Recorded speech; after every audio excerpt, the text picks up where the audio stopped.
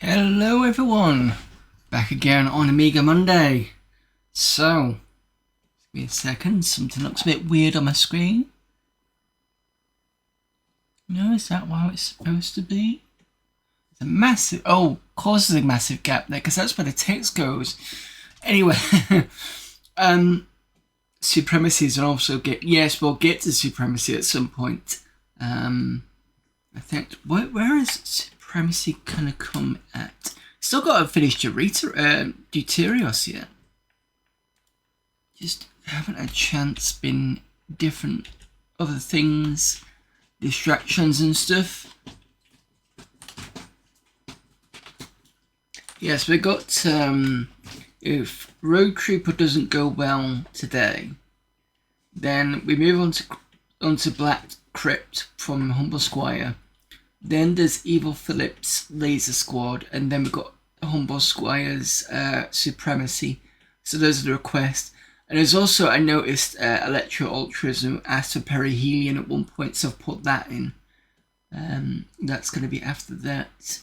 So that's the upcoming for games overall. But hello there, Games Addict. Lost my train of thought now. Yeah, so today we have Amiga Format CD17 we're carrying on with. There's Benefactor, which I'd started and never got around to finishing. And then we're going to carry on with Road Trooper and see if we can get a little bit further with that. Not entirely sure what I'm going to be able to do, but we'll have to see. Considering I'd finished Amiklotsky last week. All 32 levels done, so I'm happy with that. Right, let's see where I was up to, if I remember. Oh, yes, last week.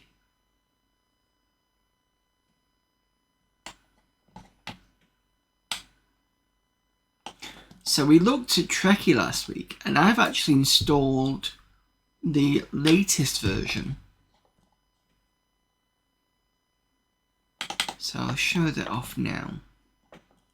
So the latest version has a bunch of updates. Still doesn't have any images though. Laser Squad is another great game. First of its type I played on the Amstrad CPC. Yeah, I had a few ports, didn't it?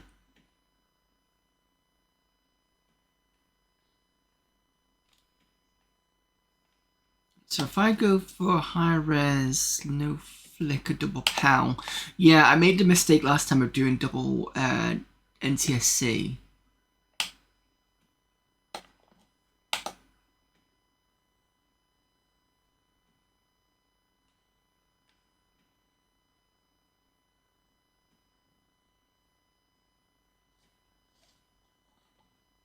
So if we just take a quick look at crossovers, I think that these two, see what happens. Because the name popped up and I went, did we actually look at this character last time? This actor? One that did pop up as well, J.G. Hertzler. DS9 and Voyager, so that is Martok.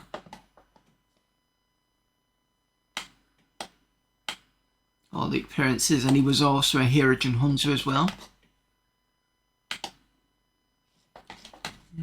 Where is the other name that popped up? Brian Thompson. I don't know if that is going to have a fuller... No, it doesn't seem to have a fuller set. So that seems to be the ones he did. Oh, he is in TNG. We were wondering that last week.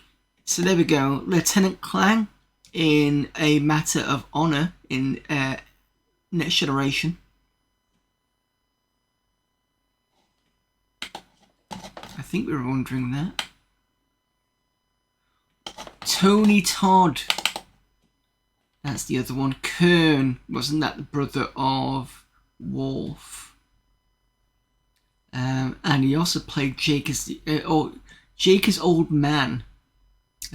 So when Jake is recanting his story, that's Tony Todd. Tony Todd also appears in this game. This is Klingon Honor Guard, which we have played on and completed on stream. So he was in that one.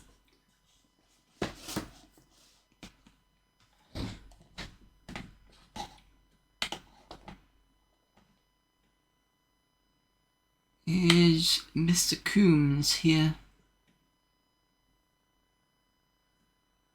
Yep. DS9 and Voyager, because we weren't sure whether he was in TNG, but he isn't. But that's all of his. So it stopped at one point on the last one because it wasn't as updated, but this has got all stuff in here now. So that's a lot more fuller than before. Still no images. He's in Voyager's Penic.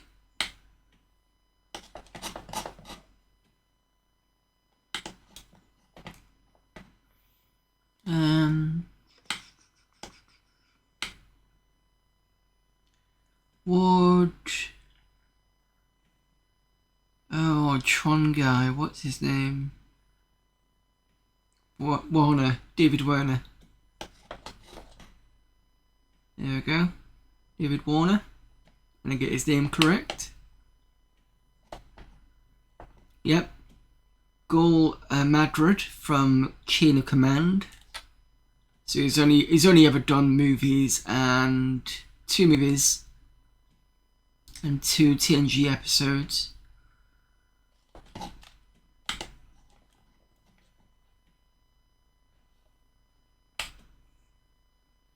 Yeah, it's a lot more full now. But yeah, I thought I'd show that off a little bit. That's the 290s. We were looking at 2.8, and this is, I think, last updated August 2000. So that's got most of the stuff in. Still doesn't have. When you do a search.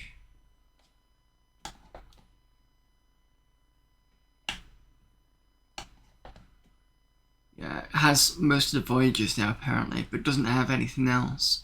And there's no other way to add anything. You just got to be stuck with those. So there's no Enterprise or anything like that. But yeah, there you go.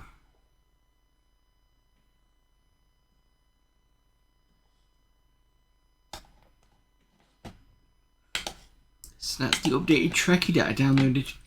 Right, next one to look at is Vocabulary 2.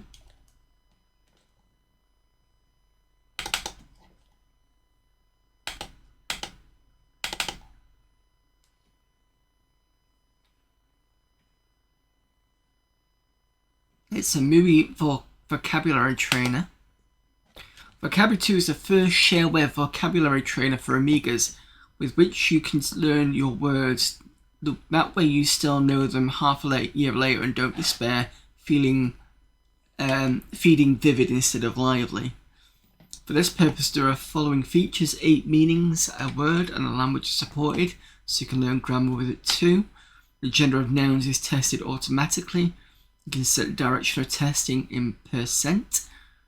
Testing alternatively by 1 of 10 or feed all meanings. You can choose the order of meanings is important or not. If you're tested by 1 of 10, the 9 wrong words are of the same part of the speech as the tested word if possible. If you want, you tested the other forms of the foreign language if the foreign language is given 2. Mistakes are automatically repeated according to a special system so you can learn your words better. No word is tested twice before all words of the actual asking range are tested. This works also if you have learned another range in between. Yeah, a bunch of other stuff.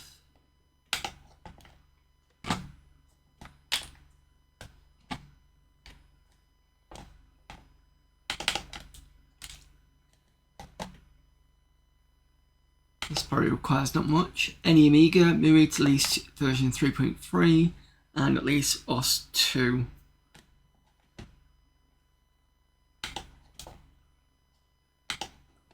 Let's have a look.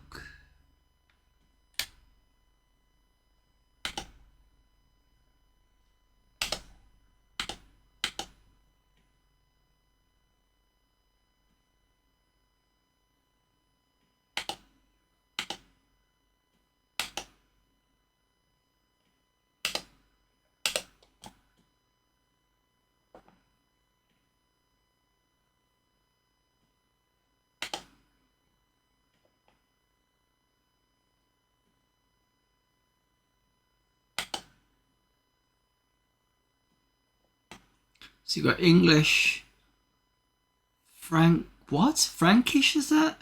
And Latin.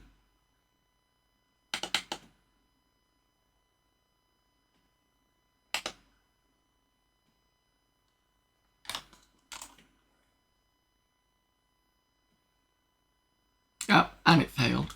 What a surprise.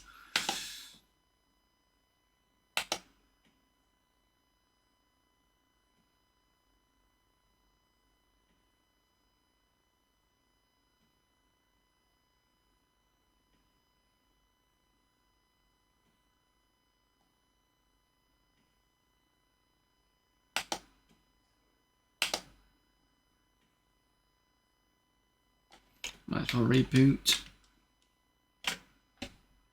Typical. You find a semi-decent program to play around with and then it just dies on you.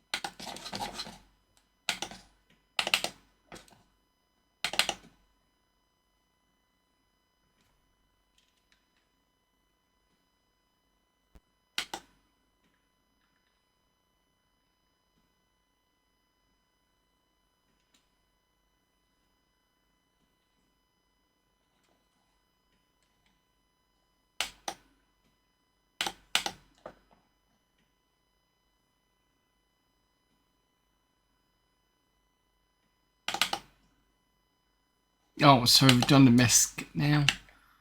Okay, clean up by name. And graphics, I think we did hardware. Did we not?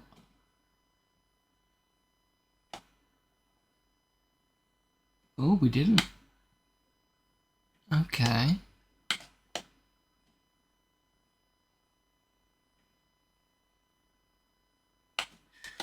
Let's have a look at what we've got in hardware. So we've got Aminet.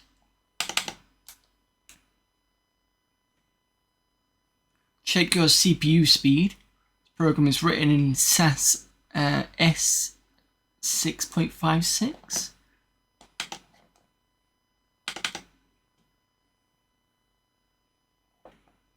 So it's detected the 030 and no FP in.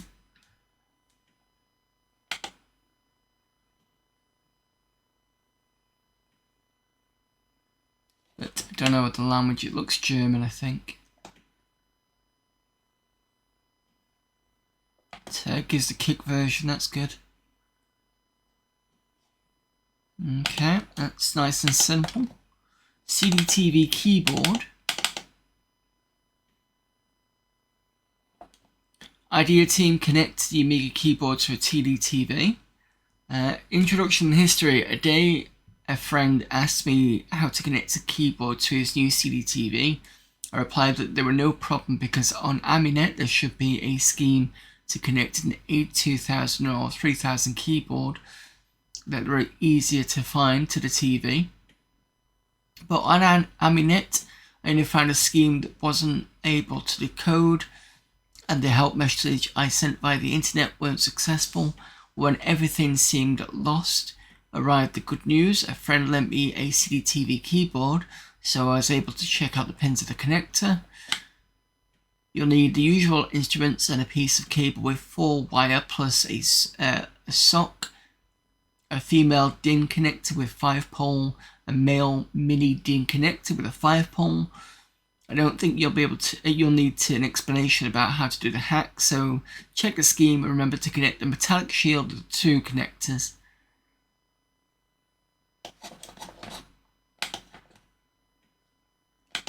To give you an image. There we go. It's your soldering guide.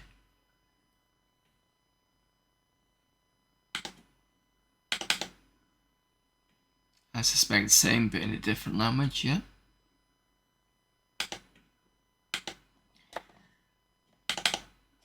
We've got double NTSC, which we don't need anyway. Cannot read that? Nope, doesn't like that.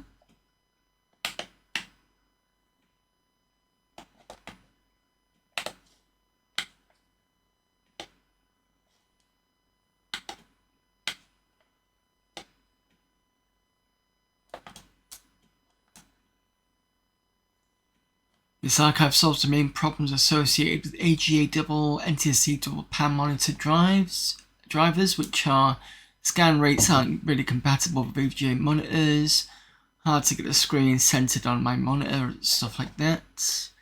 This should be solved now with the latest 3.2 Amiga. ScanTech is, we've seen this before, this is scanner software. Scan tracks, I think it's the same kind of thing.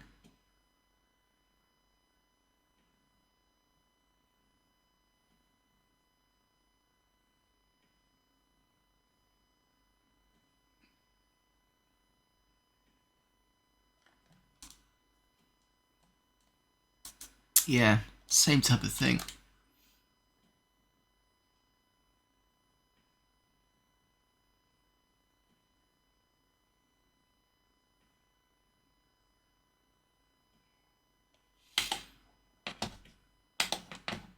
SCSI Press for MUI.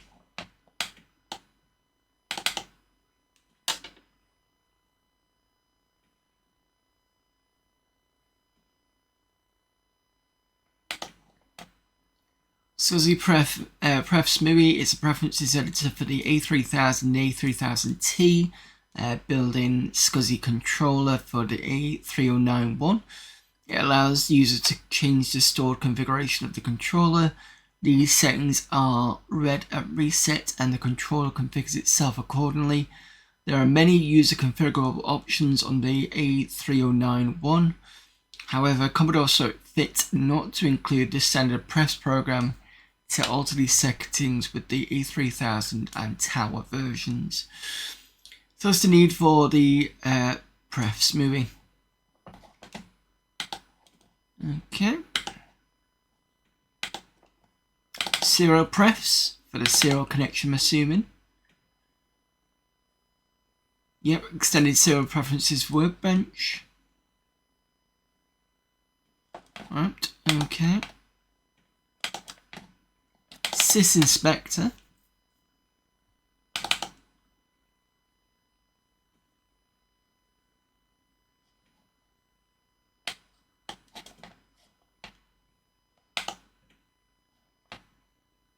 Immediately tells me what I've got. Chipset AGA. Shouldn't be anything much different apart from the board that I've got. I've got an update for Picasso, so I'm going to set that later.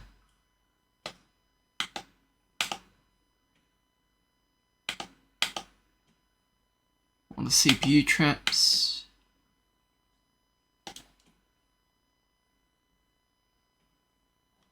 Gives me all my assigns that I've got.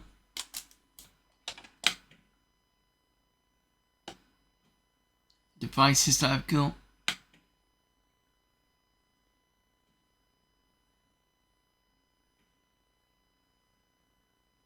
I don't know what he means by semaphores.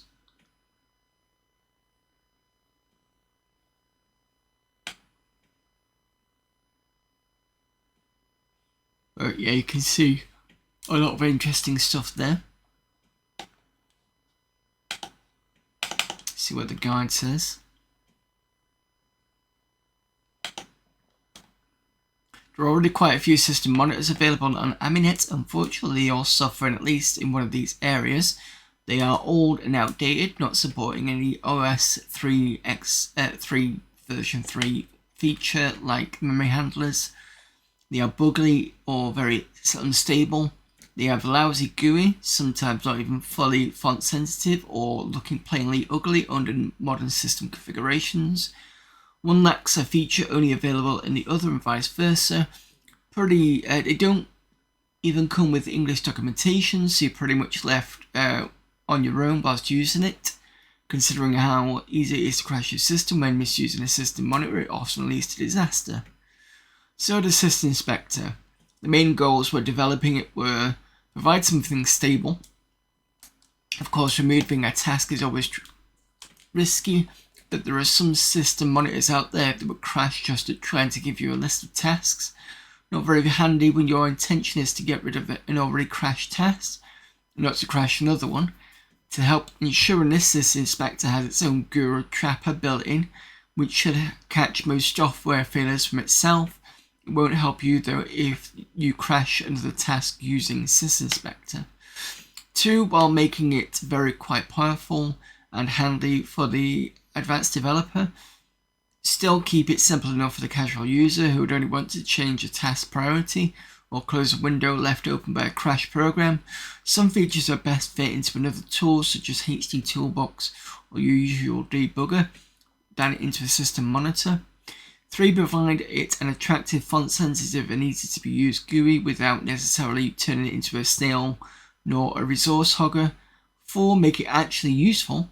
Some monitors let you see what's on your system, might even let you do a few funky things but nothing useful. So what's the use of being able to remove a crash task if it won't also remove that annoying window cluttering the workbench? 5, provide a minimum of configurability. So there you go. And then there's feedback. Makes the A2091 work better than the A4000.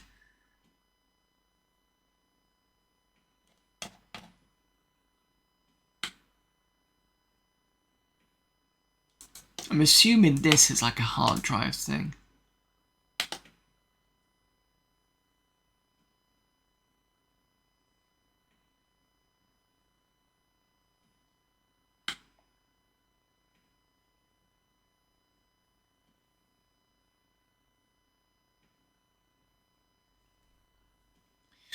Introduction. Zora 2 boards can only reach the lower 16 meg of address space, so DMA SCSI controllers must find another way to transfer data to expansion RAM. Some of them, especially the A2091, do a very bad job in this situation. In a Amiga 4040, transfer rates may drop to 50k a second. This program patches the second SCSI device to use the MEMF 24-bit DMA RAM as buffer, followed in case of command rate by copy mem. It was developed with the A4000, the A2091 combination in mind, and people should work with other configurations too. See requirements. Some people reported good results with GVP controllers. There have been some bug fixes, additional options and changes of the command line options since the last public release, so I'm afraid all users of previous versions will have to read this manual again, especially the usage section. Not entirely sure. Let me just have a quick look at what that is. A2091.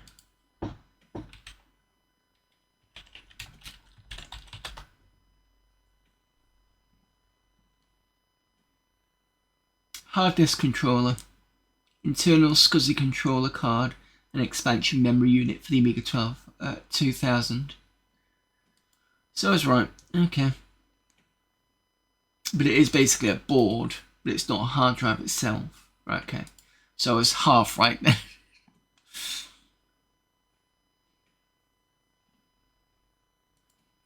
I'll put this in chat so you can see what it looks like.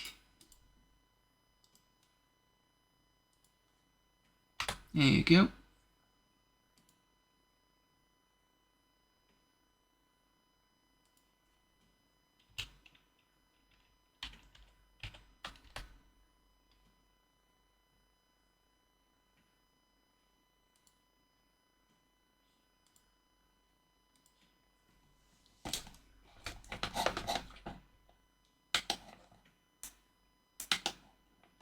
So that's the hardware done. So we've done archivers, we've done comms, we've done graphics card, I think.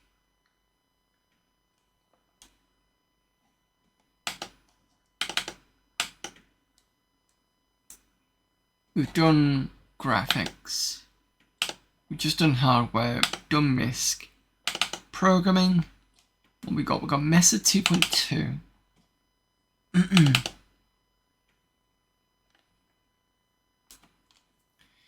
Mesa is a 3D graphics library with an API which is very similar to that of OpenGL, to the extent that Mesa utilizes the OpenGL command syntax or state machine.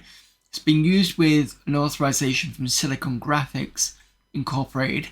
However, the author makes no claim that Mesa is anyway a compatible replacement for OpenGL or associated with Silicon Graphics. Those who want a limited licensed implementation of OpenGL should contact a licensed vendor. This software is distributed under the terms of the GNU Library General Public License. Okay.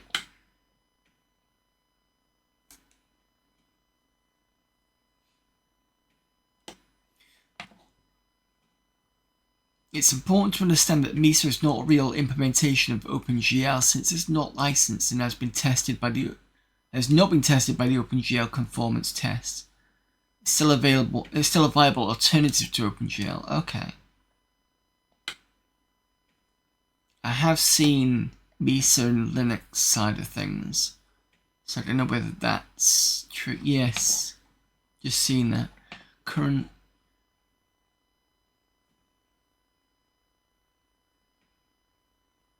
development is done on SGI and PC Linux systems. So yeah, I think that is continuing on there. Because I have seen it update on my machine. At my Gen 2 box. Okay. That's Mesa for you. Cop.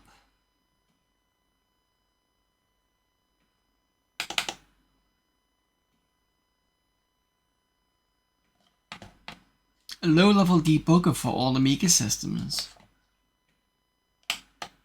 Full freeware.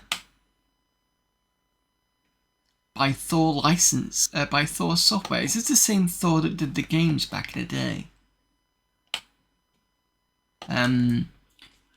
Thor that did... Was it Yodes of Nisod? I might have got that wrong. Isod... Is it that one?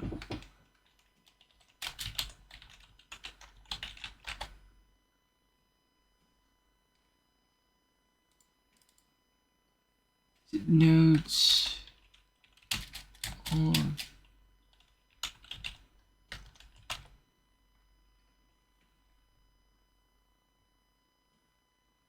Odin. That's what I'm getting confused with, not Thor. Odin.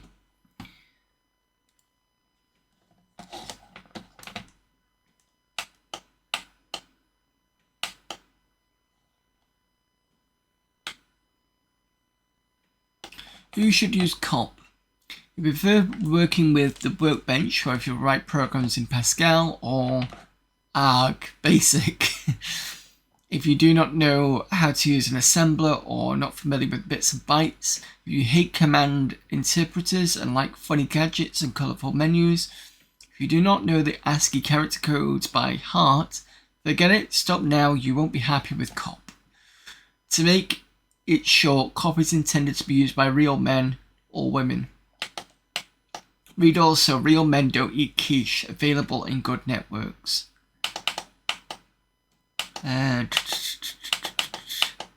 COP features, let's start with the bad ones. It looks like an old-time debugger, feels like it too. There is no graphic user interface. It's based on a command line interpreter. It's hard to learn. Supports MMU only, partially, although this is getting better. The M68 the overall and its up MMU is completely unsupported, as I have no documentation about it. Hello, Trolltrism. It's like I'm reading a Linux manual, yeah, I know.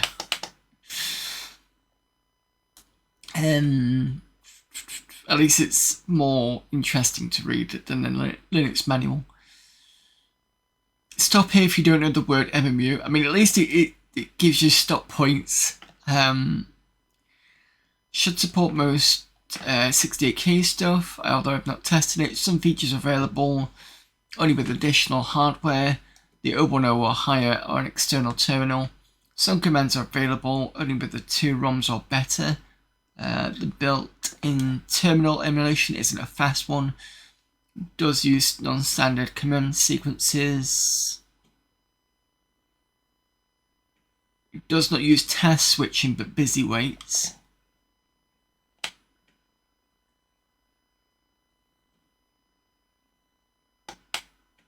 I think I've seen COP before. Something's ringing bells that I've seen it. There is a massive manual here.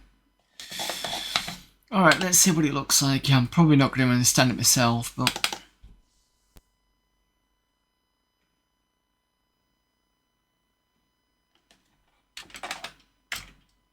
COP G to leave COP, at least it tells you.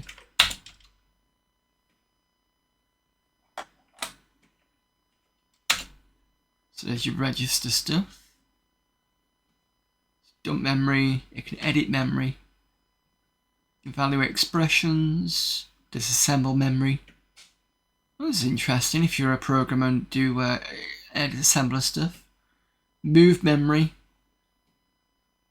Okay.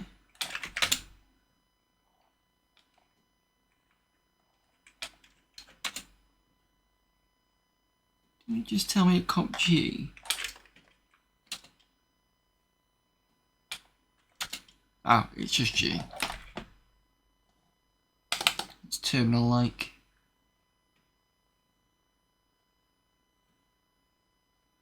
Oh, is this an online version?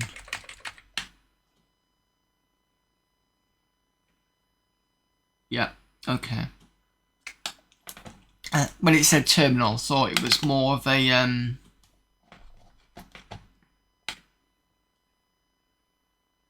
as you would see in Linux.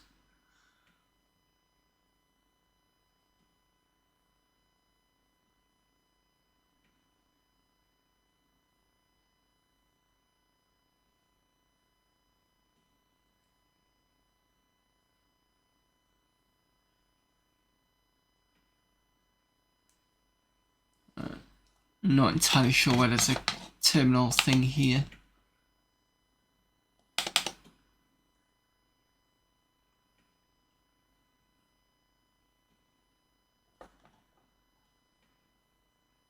Terminal and terminal info and a serial transfer program that can be used for remote debugging with COP. Oh, I see. Okay, that's actually quite useful in terms of having a program that does the remote debugging as well. But yeah, Cops looks good. We've got this, which I've seen before, but I can't think of what it is.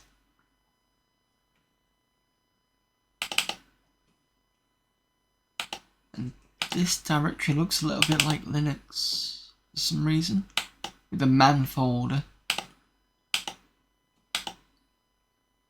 Okay. Gen code. C generator for Movie Builder. This utility is an update of Gen Coder 2.2e for Movie Builder 2.2. A GUI for the generator. Generate a main file where the void main function is implemented. Now you can create your GUI with Movie Builder, generate C code, compile it and execute your application. Files for localization are generated. No need to use FlexiCat or another tool. Each project has its own perfs. You can use it with GCC and Sassy and other compilers. So this is basically a saving. It helps you save. You can just double click it and it generates a, what do they call it? Starter files or something like that. Is there anything in here? No, that's all that's in here. Alright, I can't see any way to start it. Assuming there's just a different way of doing it. Okay, no problem. Movie Rex. Develop movie applications, apps or GUIs with AREX.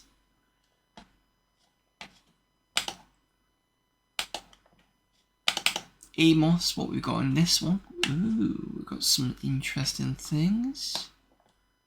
Pro Delta browser. Probably not an internet browser. Yeah, a program to list the use of vars, procs and labels. Useful tool for the Amos or Amos Pro programmer. This browser creates a database for your program that knows every variable, procedure and label you've used. It also knows where it was used, how often, and where the procedures were called from, whether variables are changed.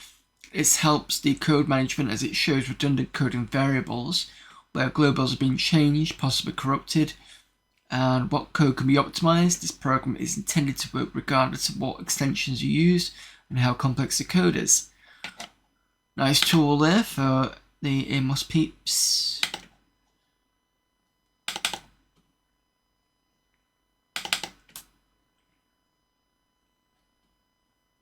Small extension for Amos Pro, public domain file, doesn't say what it does.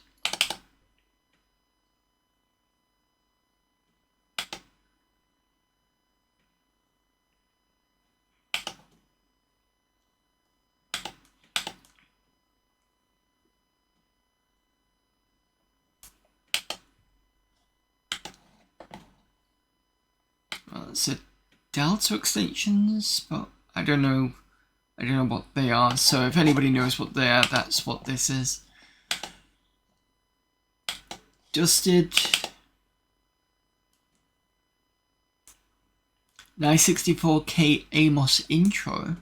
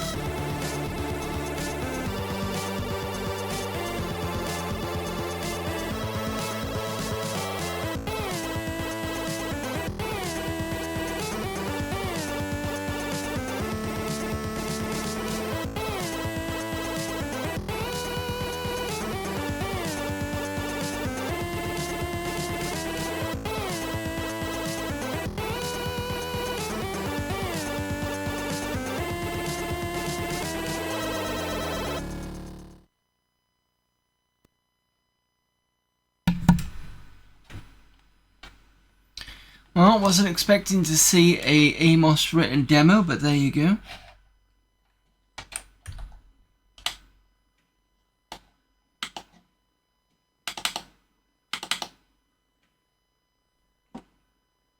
Nice Amos procedures. Excuse me. Load onto an Amos interpreter and run.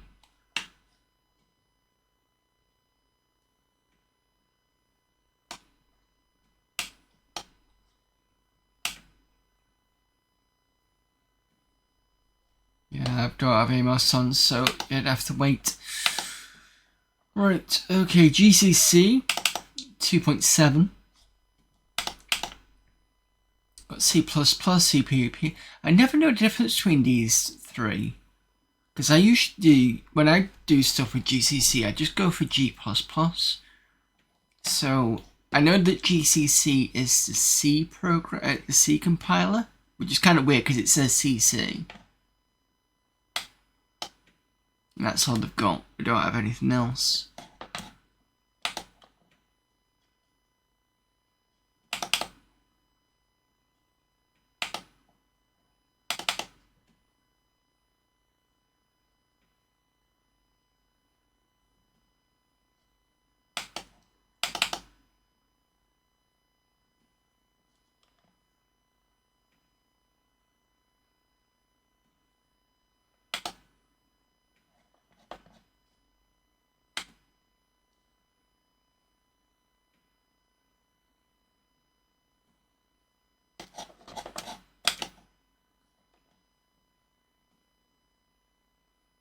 Oh, I thought it would tell me the difference between them. I'll have to go and look it up at some point. Right, okay, CDT.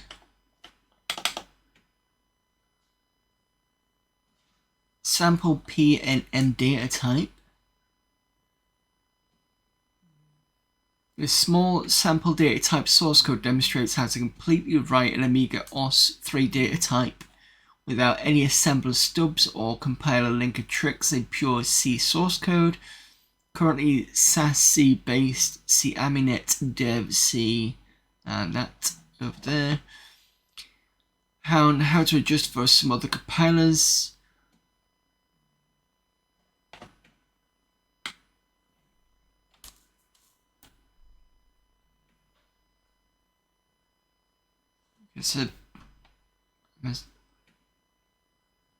So this will be programming data types in C. Right, okay.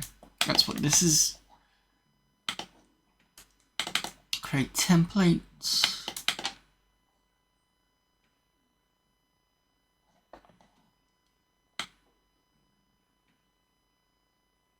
Creates program templates for movie programs. Wrote this program specifically for beginner movie programmers. Template takes care of all the includes, opening and closing the movie library, the Chandelier Leap, and starts the application object for all of you. All of you have to do is complete the application object and add whatever children you wish. So that's that one. UCP.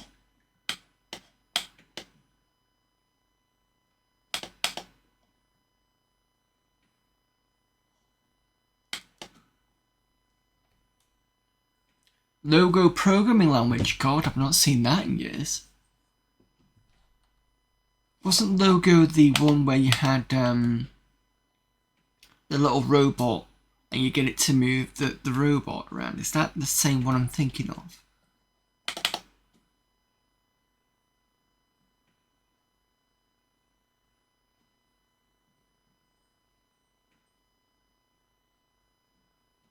It's not run.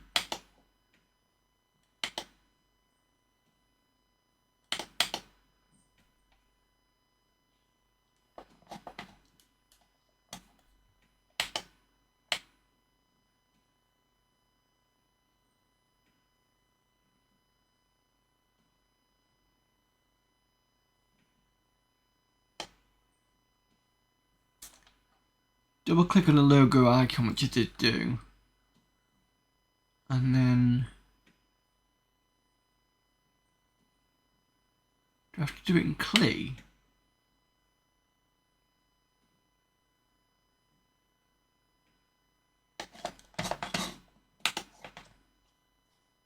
Let's try in clay.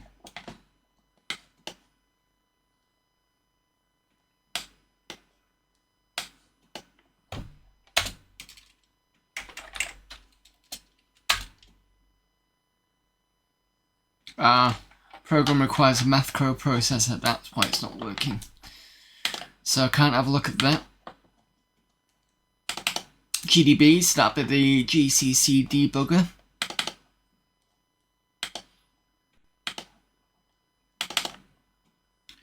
Triton.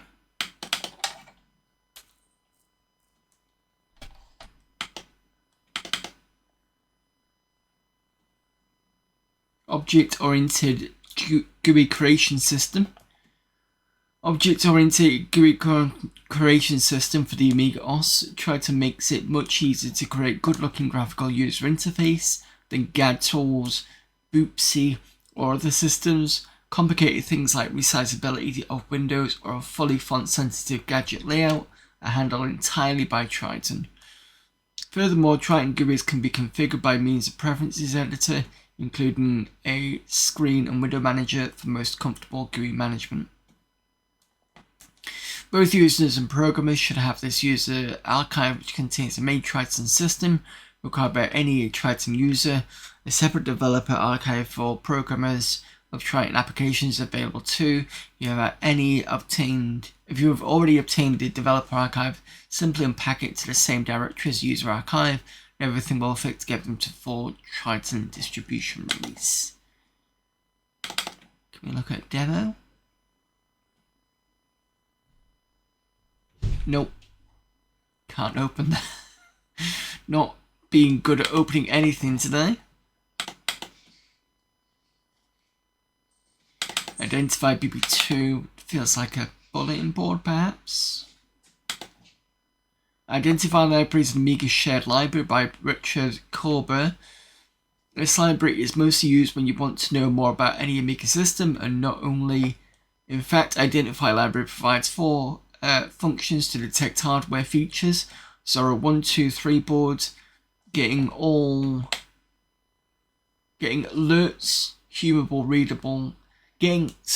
alerts, human readable explanations, and the name of the particular function provided by any Amiga Shared Library. For more information about the Identify library, please read Identify Autodoc, and the BB is actually Blitz Basic 2. BCC, I'm wondering whether that's Borland.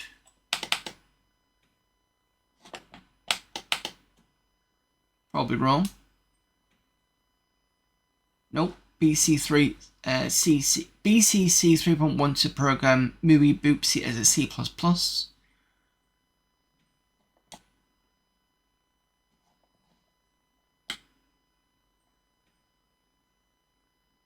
Very nice syntax like C++.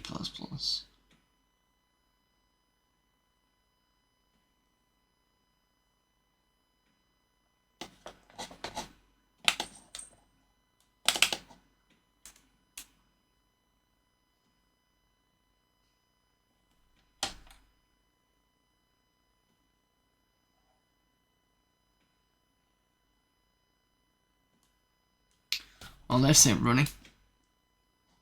But it looks like some sort of mixture between C++ and something else. It did say like C++.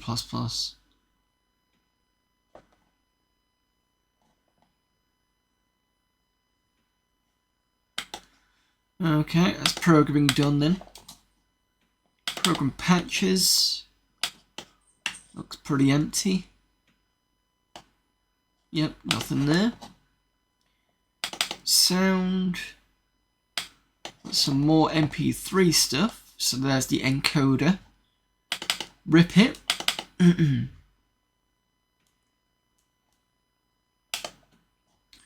Another ripper. Most rippers are only dedicated to ripping just modules or pictures, The Ripper will rip almost anything. It's for getting ripping files from within code or memory. I think we've seen this before. I think I did try this one.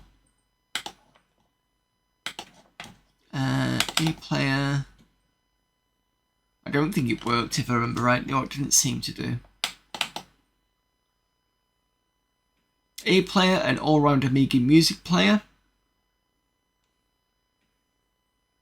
The accessible player is our contribution to the Amiga market of music players.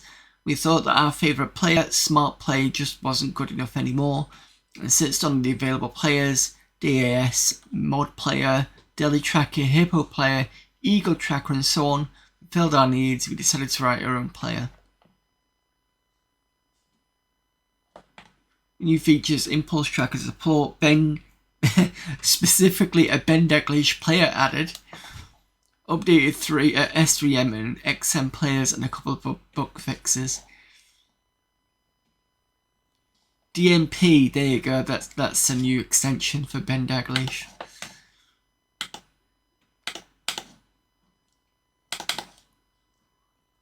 Midit. The MMDX to mid music file converter. Program that converts music files from format MMDO, MMD1 to the far more common standard mid format. The MMD0 or 1 format is used by the Amiga music editor MED and its successors Optimed and Sound Studio. In this document I will refer to Optimed only, with the convention that if not otherwise mentioned, all of the topics apply to MED and Sound Studio too. And ads are starting in a few seconds, so I won't abruptly stop and perhaps you over, so I'll see you in a while. Perhaps you over to the Be Alright back screen, sorry. Right, see you in a bit.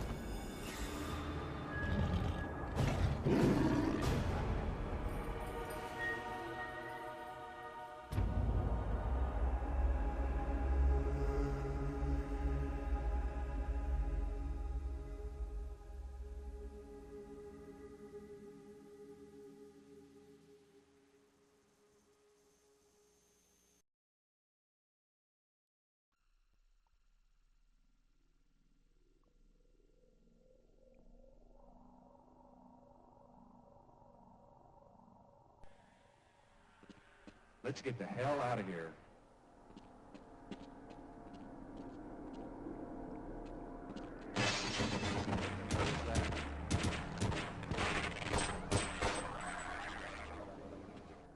Okay, I better wait here and help anyone else who comes by.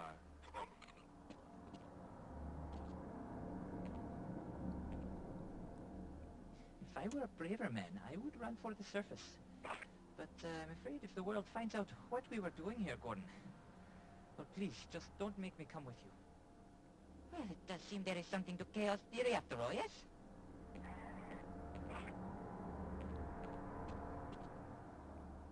I hear something. Okay, why not? Didn't want to die alone anyway. Open fire!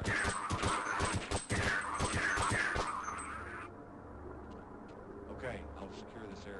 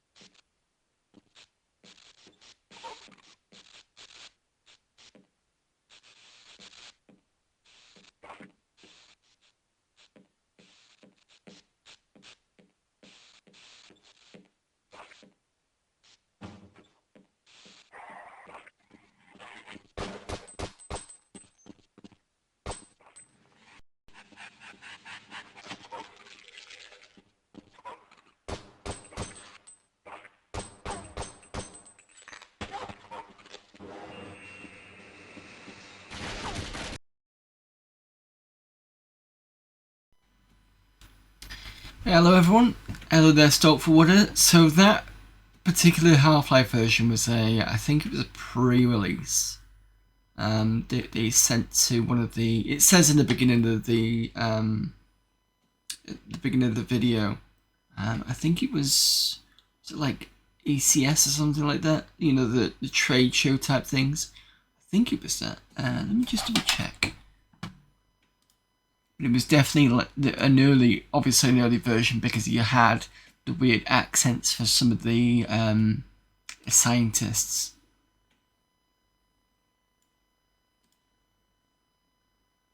Where did I put the videos for this?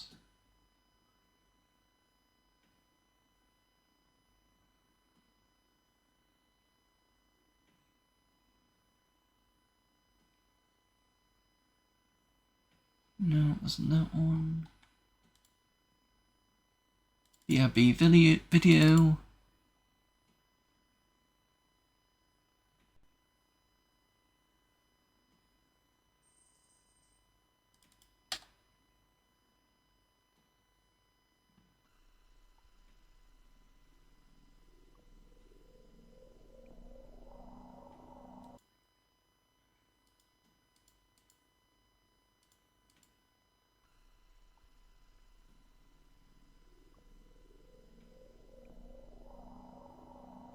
E3 1998, Best of E3 Show Award Let's winner. Get the hell out of here.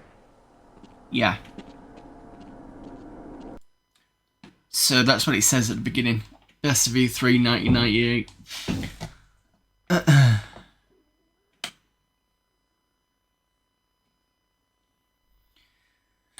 Okay, where am I up to? Alright, so we're talking about this. This was...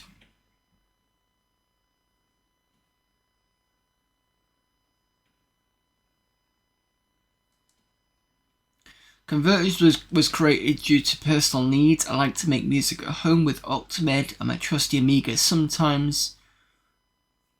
I'm a trusty Amiga, and sometimes I used to go to a music studio to give more professional touch to my work. But it was very tired of carrying every time I hold Amiga environment to the recording studio, simply because the sequencer and the computer, always Atari or Mac, in it was not able to import the MMD modules, so I spent my spare time writing the MIDIT. It allows you to load a pure MIDI MMD0 or MMD1 music module and get it converted in a few seconds to the universal MIDI format 1. Once you have the MIDI file, you can edit and use it with most of the music sequences existing today on any computer platform. Of course, I know that Octomad version 6 in Sound Studio are capable of saving MIDI files too, but only output format 0 MIDI files, all data in one big track, whilst MIDI it can happily handles saves format 1 multi-track files. That's always interesting for people to write their own stuff sometimes. Was it complete or did I miss chapters?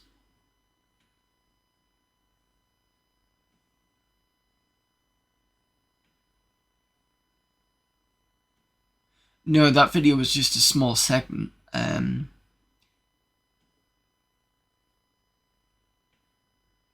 don't think about you mean it. Yeah, sorry. So I think basically, because I got that video from Amiga, getting the wrong format now. I got that video from PC Gamer, and at one point PC Gamer started showing kind of trailer stuff on the CDs, and that's what you watch, is the UK trailer stuff that's on there. And every so often I'll try and add to it so you're not watching the same stuff. But that's from one of the CDs that was on there. I think it was one of the scoops, I think from E3, and that's what that was.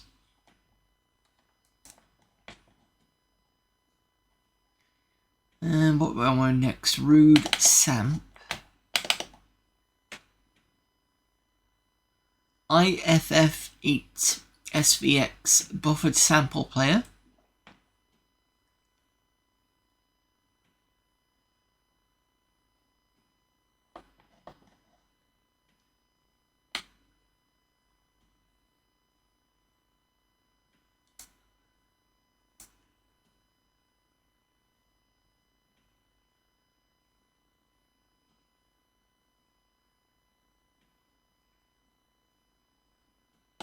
Okay, so it plays samples with a buffer. See what it looks like. Oh, I don't have any samples. No point. Fair enough. THX Ripper. It's a module ripper. Rips THX modules by searching in files. It supports XFD crunchers. It uses a BIS replayer routine. THX is now using a GUI GAD tools, so it will be easier for playing modules, hunting and so on. THX Ripper has now local support. Just change the language tool type in the icon for other languages. Can we run from shell?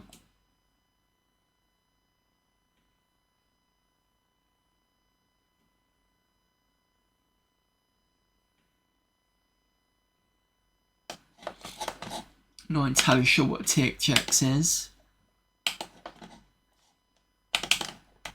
MSC demo. Oh, we might have seen this before. MIDI System Explorer.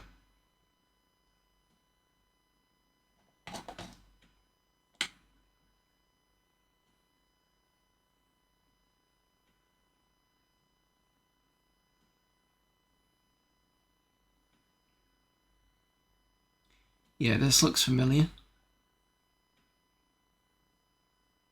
I think this was on last month's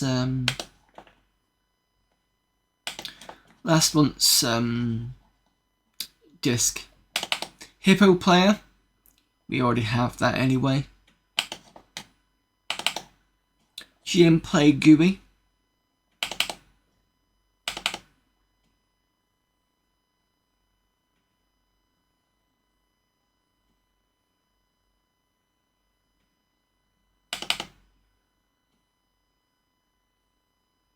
A MIDI file player for the Commodore Amiga computer, plays general MIDI, Roland GS, and Yamaha XG files. No additional hardware synthesizer needed.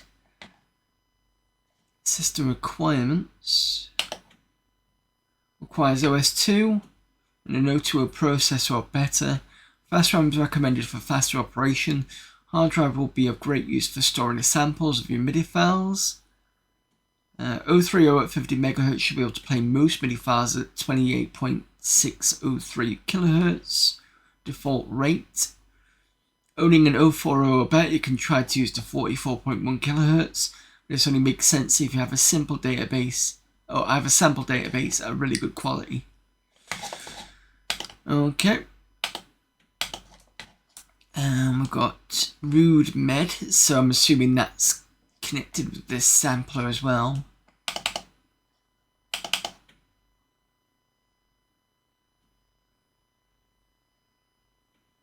It plays according to the screen refresh rate, sorry.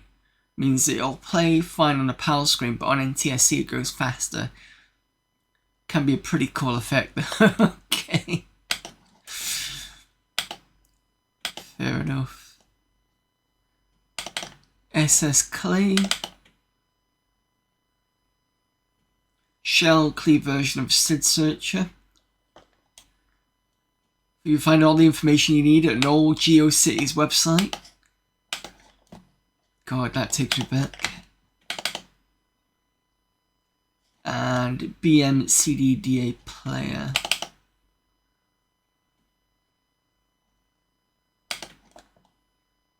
Beer Money Compact Disc Digital Audio Player. What a name. Be aware. That's a new one. I can guess what it is though. Give me beer and I'll give you the full thing. I think it is. What, another CD player on Aminet? Geez, they're getting as bad as mods. Well, this doesn't use MIUI for one thing, so you get to see something different looking. You can change the entire look of the thing by going into D-Paint or whatever and creating some pics, so no special formats required. And it even respects aspect ratios, so what you will create will have the same appearance no matter what screen mode you use. Also supports changes, so those playlists actually become useful. Let's see what Beerware is. No. Oh, it's Beerware. Registration fee is the current price of a case of dozen. Oh, okay, I see. Fair enough. So it's shareware, but it marketed it a bit differently.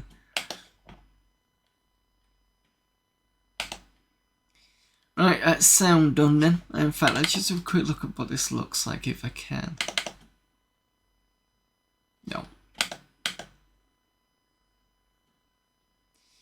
Fine.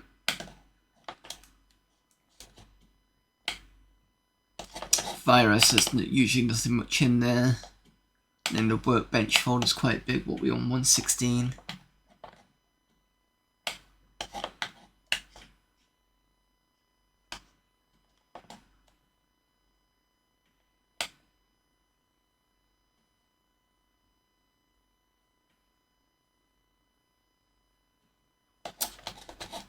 Might leave this till next week actually.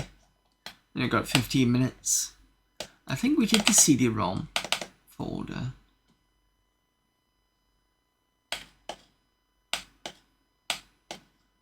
CD Catalog 96, Mega CD Player. That's not going to be to do with the Sega Mega CD.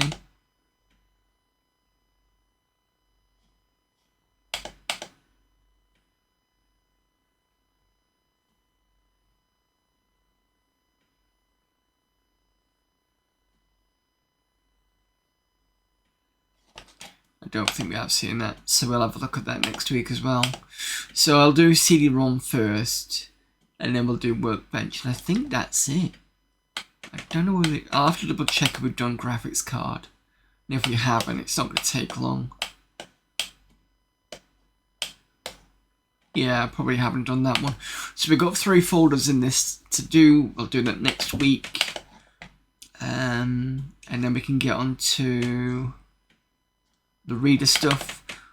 The weird and wonderful folder. Oh, we don't know what's in there.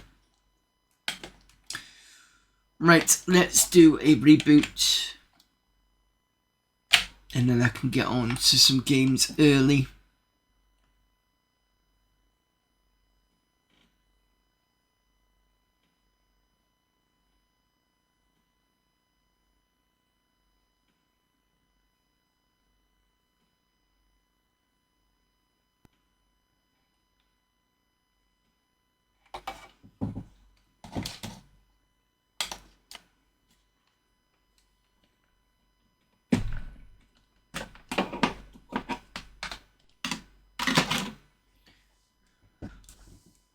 Start Benefactor.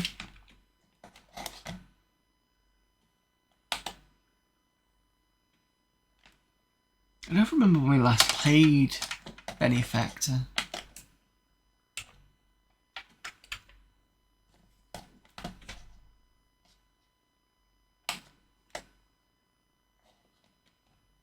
I don't remember which one we played. Was it the normal one or was it the CD32 version? I suppose it doesn't really matter, does it? Alright. 1994.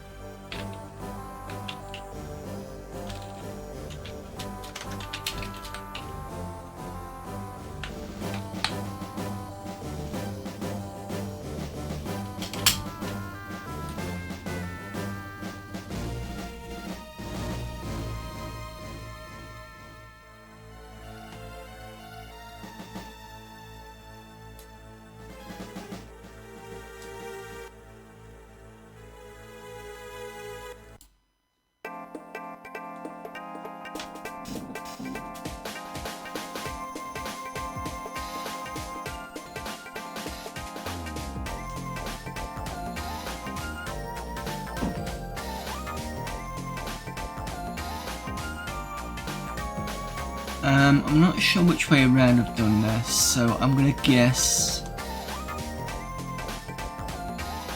it's this one.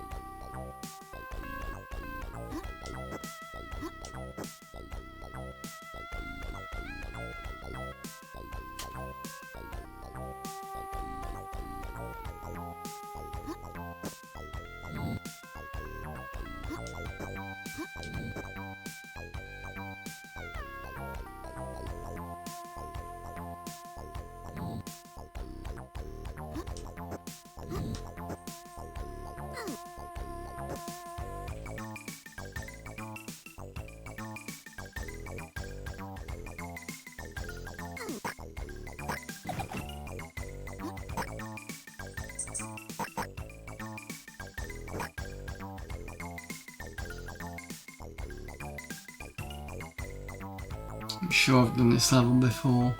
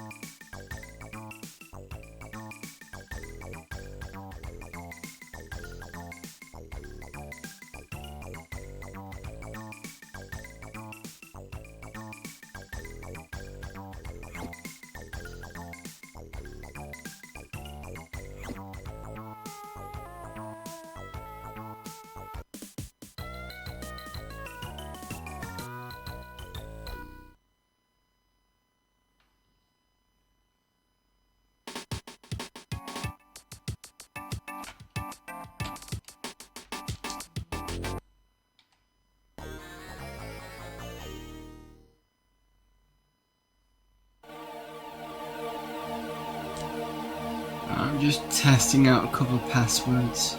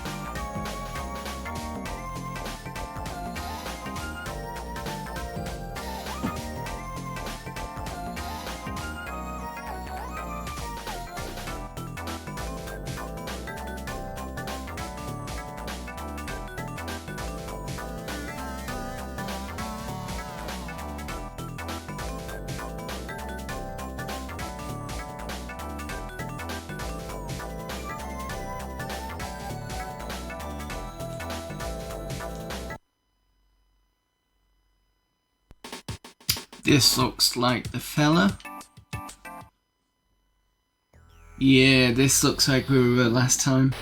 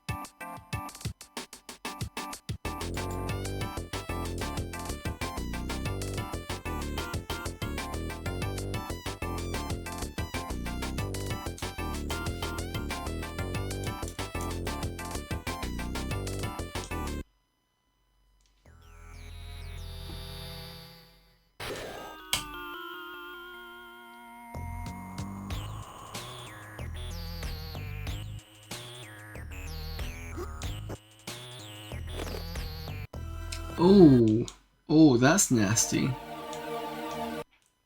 This is gonna take some doing.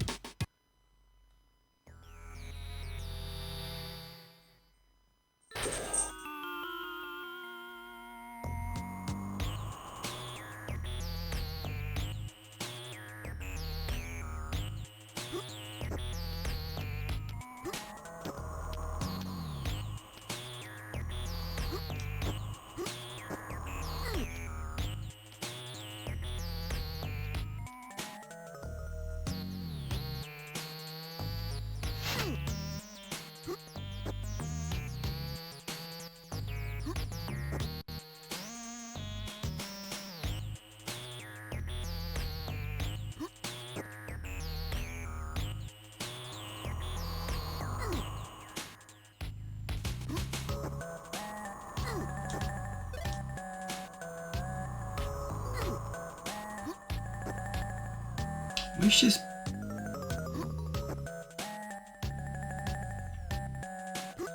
Damn ghost was being so annoying.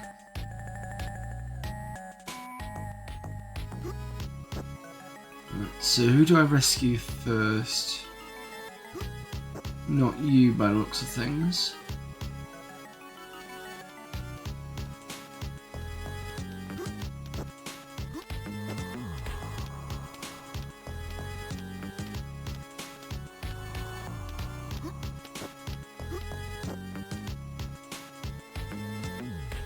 You.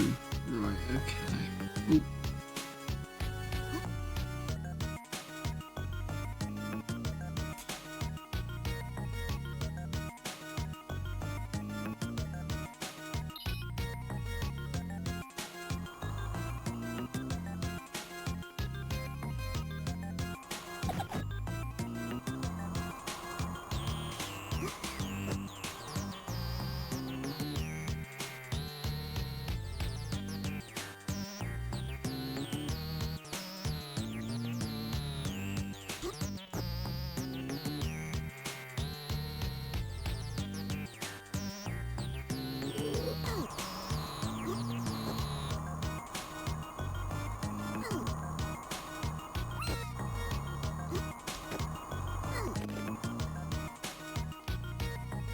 Aha.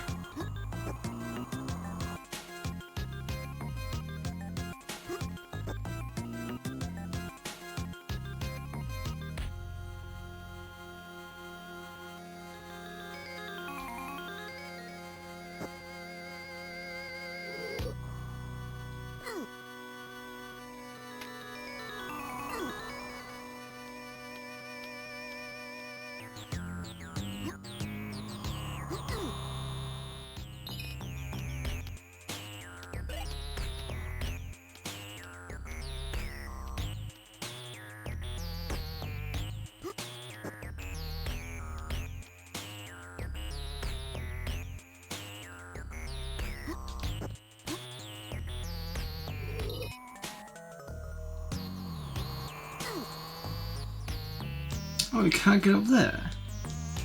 That's a bit naughty.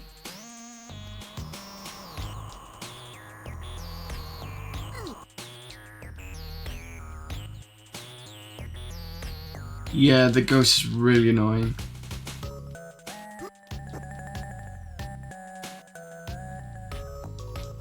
I'm stuck now.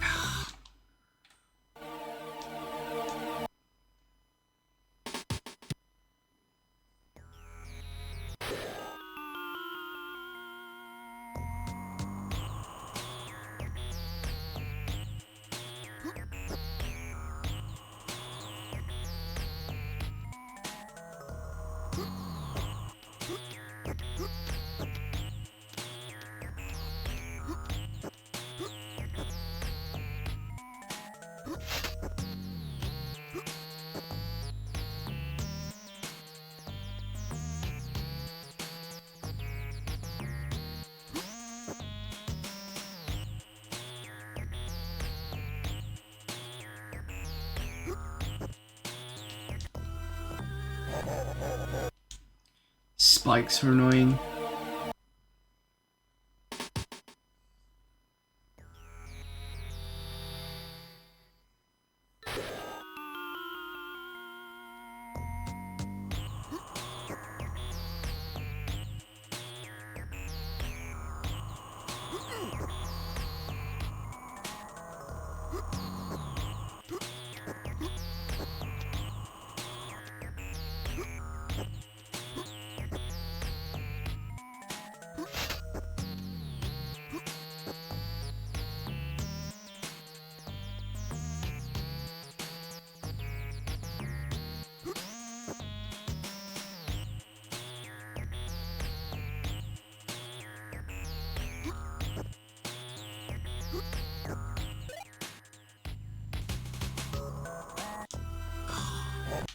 I wanted to try and jump over the ghost without getting hit.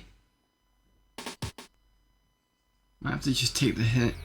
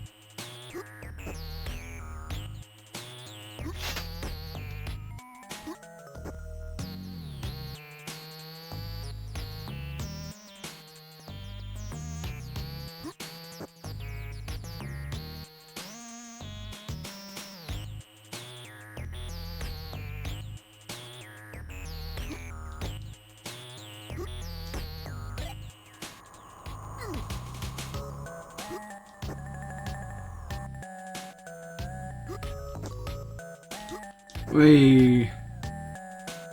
Right.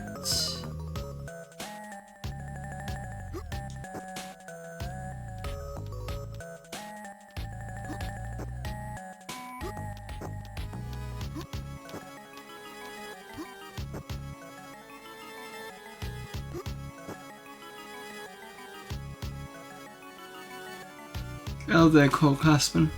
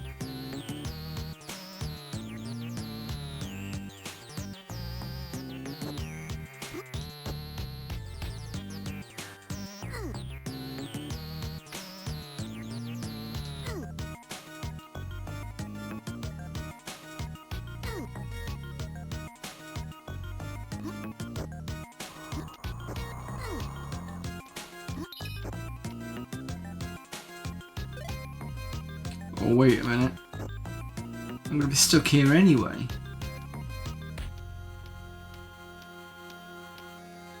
Oops.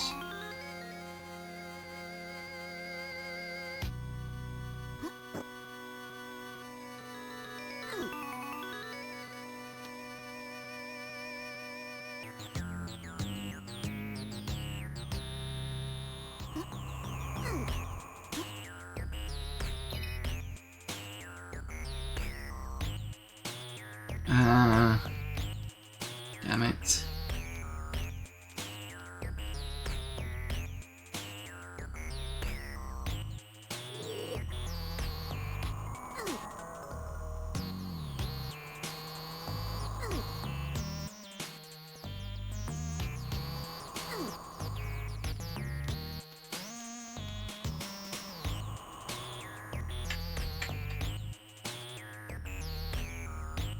I have to wait for the ghost to kill me now.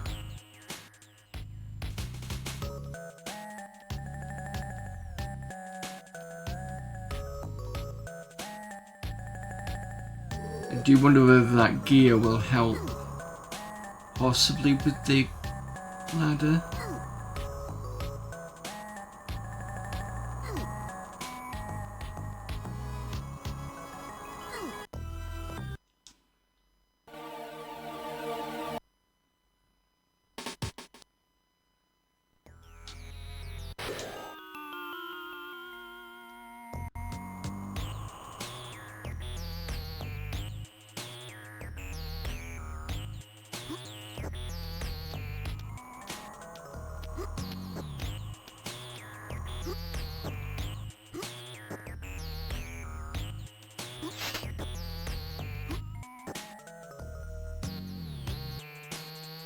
Oh, I can't get down there anyway. Okay, let's try this.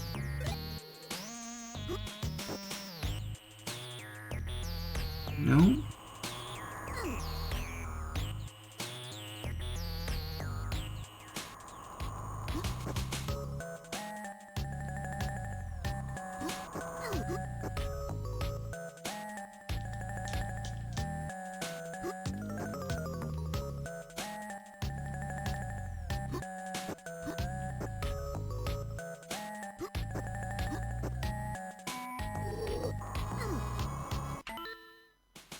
Just check to see if I'm not using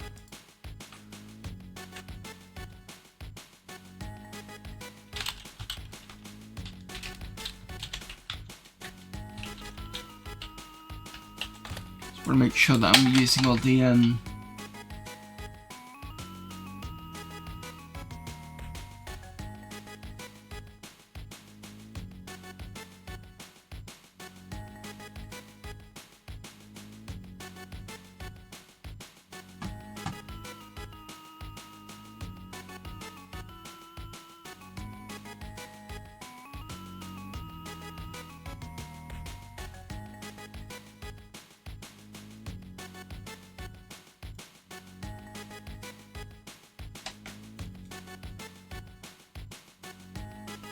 I'm assuming that when you go past an area, it will actually just connect with what I should need it to do, unless I've just pressed the fire button.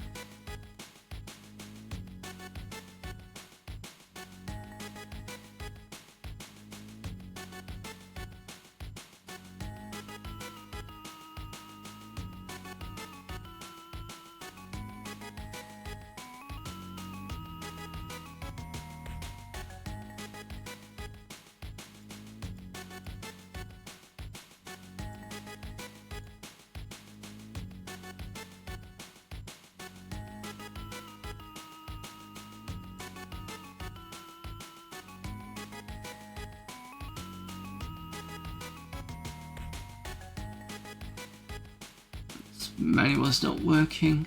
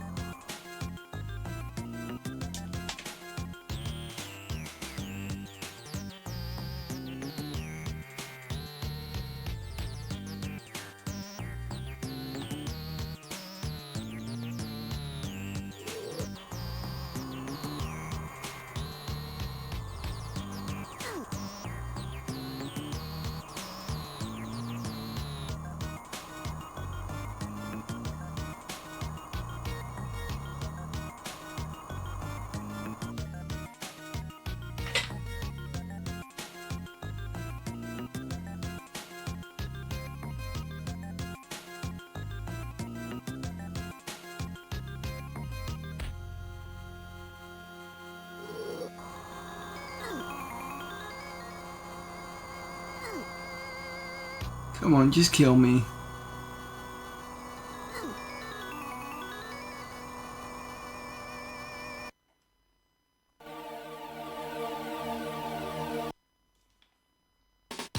Press escape, it's easier.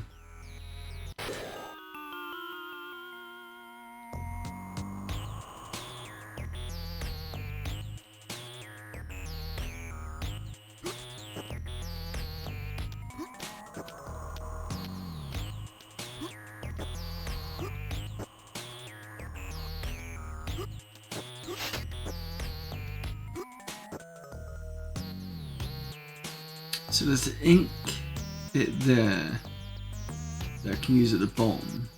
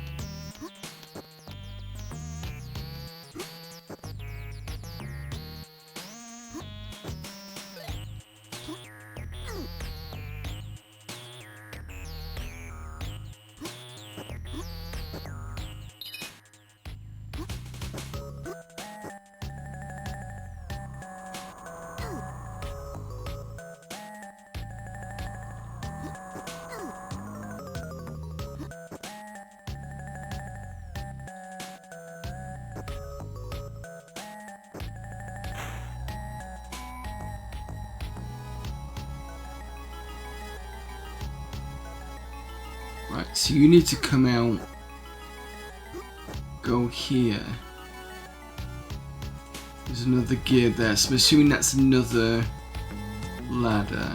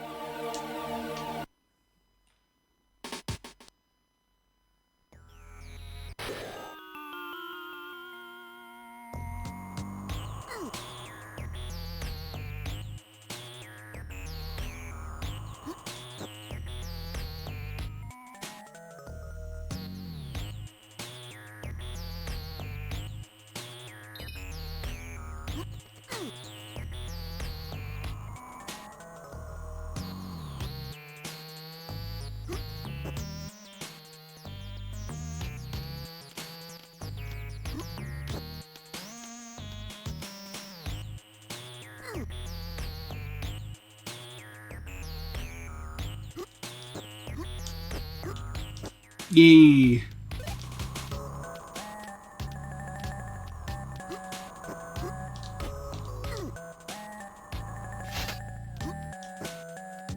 Careful.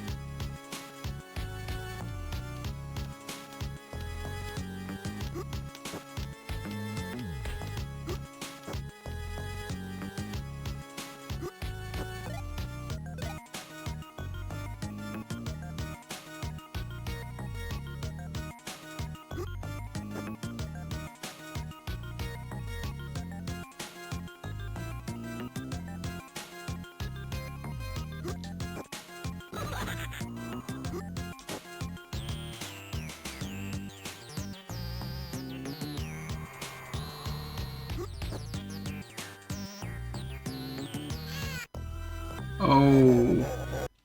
Oh, that's...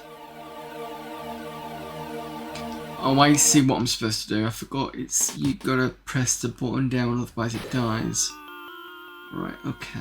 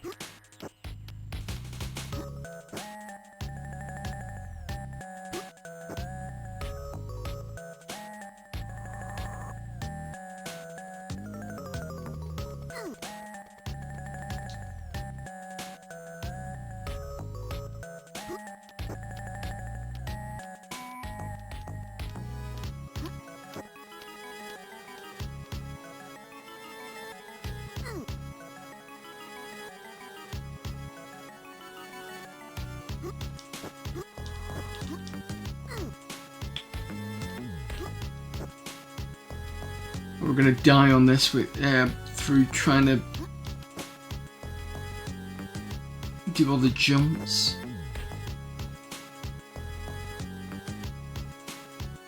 At least it's not by the ghost this time.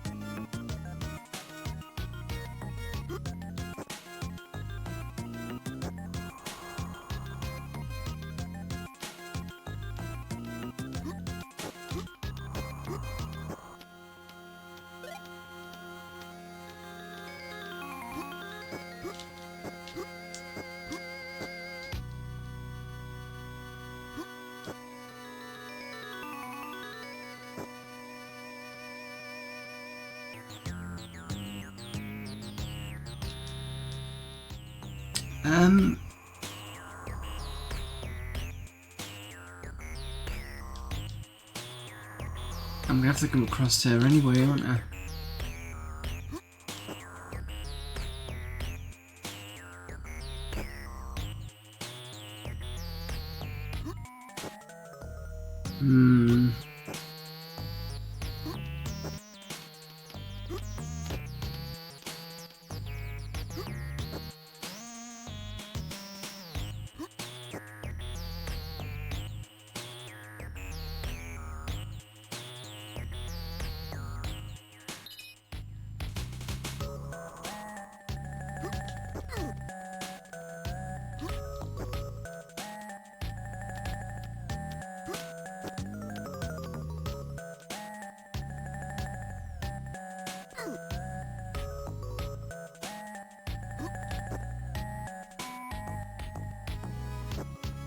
but it'll wait if I remember rightly, so that'll be fine. I've just gotta keep this pressed.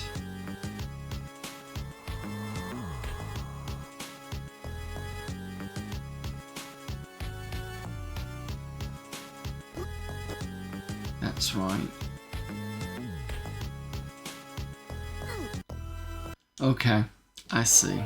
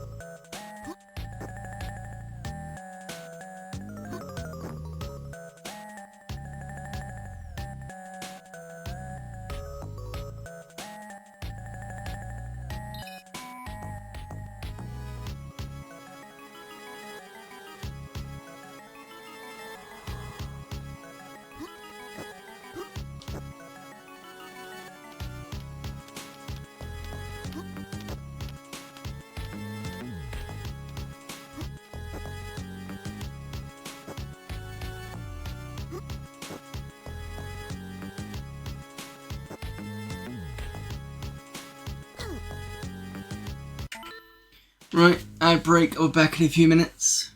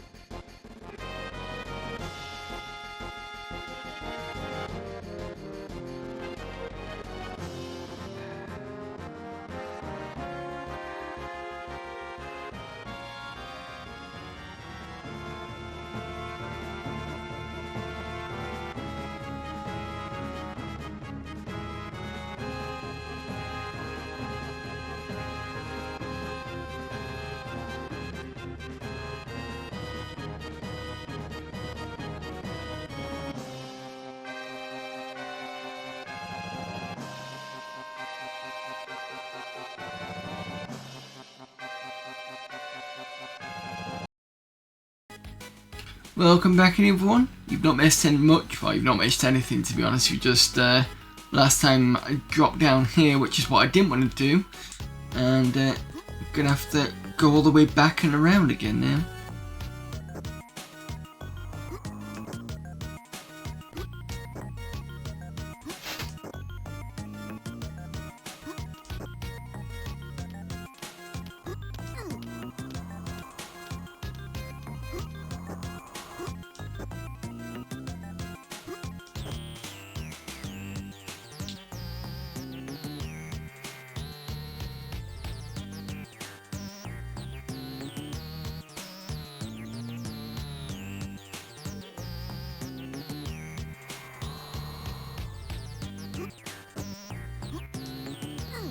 Oh, come on. I hate it when it doesn't do the proper jump.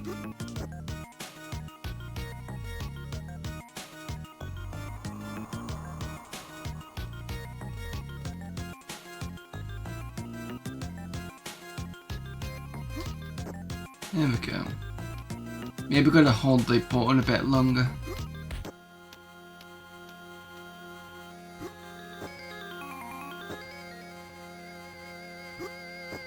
There we go.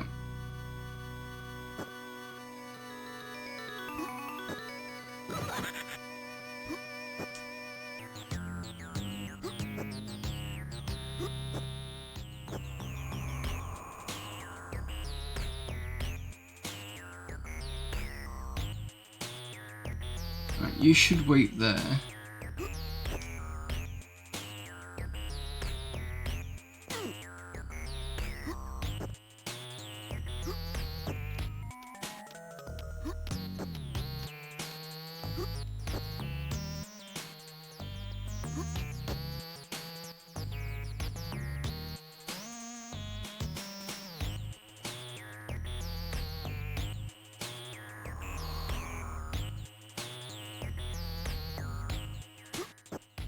I suppose the good thing about being on the other side of the map is that the ghost doesn't interrupt you as much.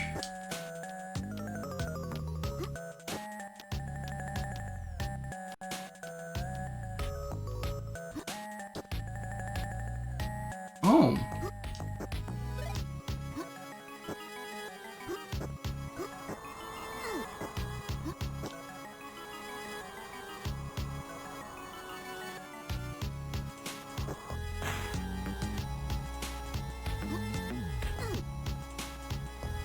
Wasn't expecting the little thing to be over there. It's been a while since I last played this. Usually they kind of wait.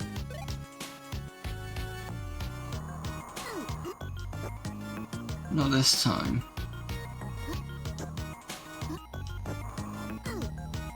I'm gonna be dead.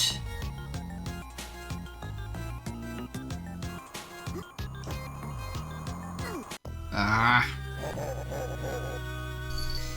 Okay. Maybe that's not the best one to open up first.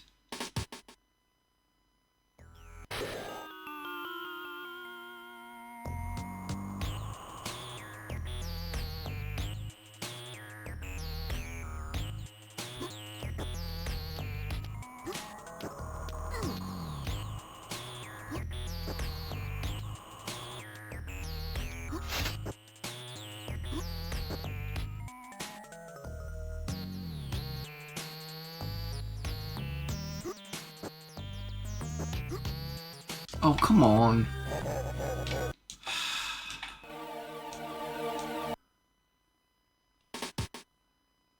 Go back to that and I'll just go back to dying again.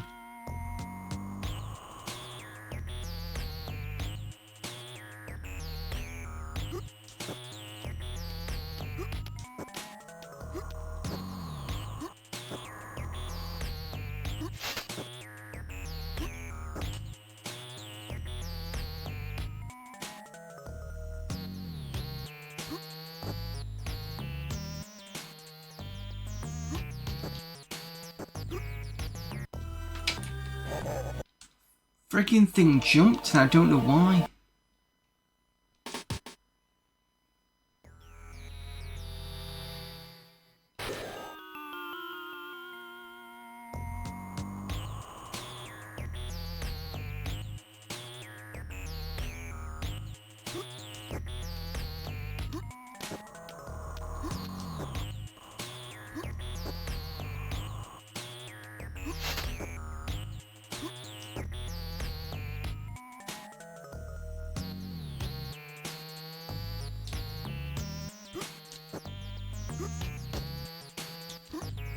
There we go.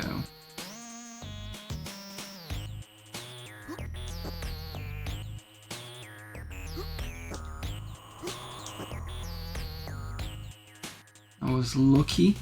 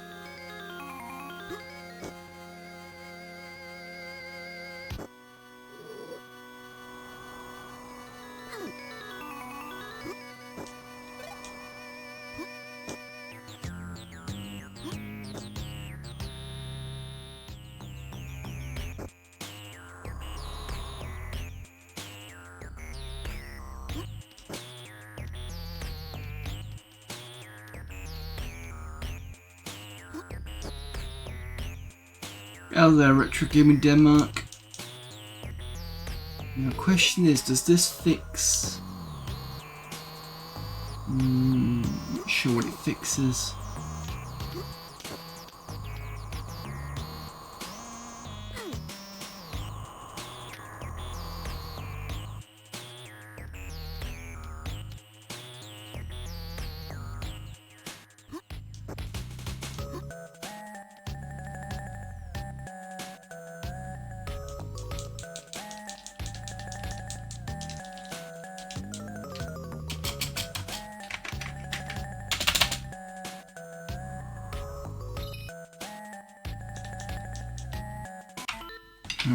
I need to know the controls for this. I'm sure I'm doing something wrong.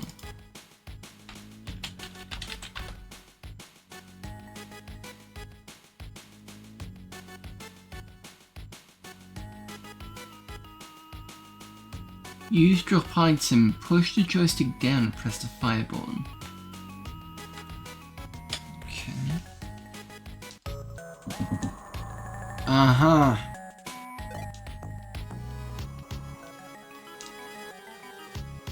Right, okay. I'm doing something wrong.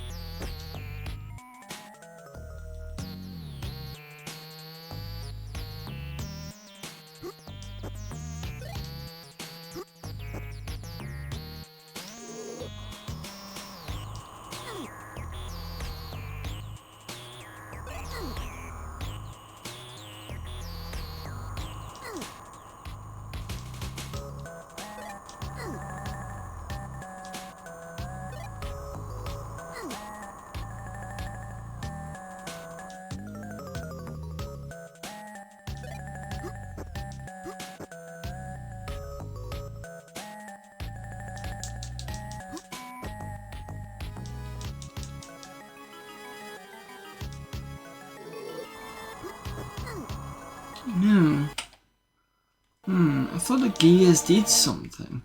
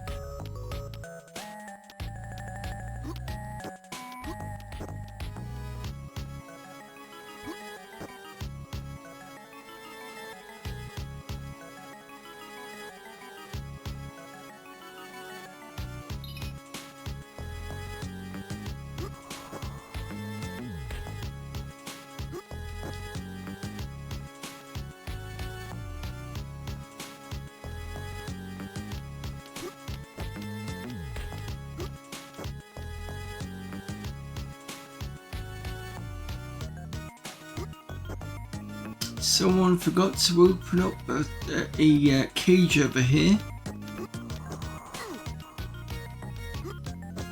Completely.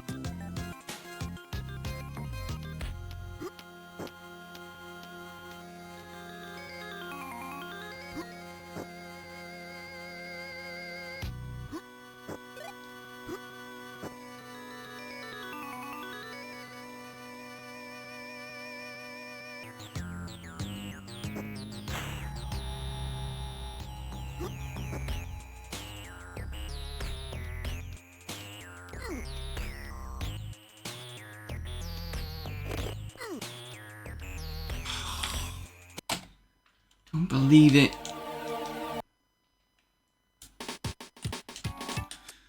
Get into the habit of doing something and then I completely forget. Right, let's try not to mess this up. So this way first, by the looks of things.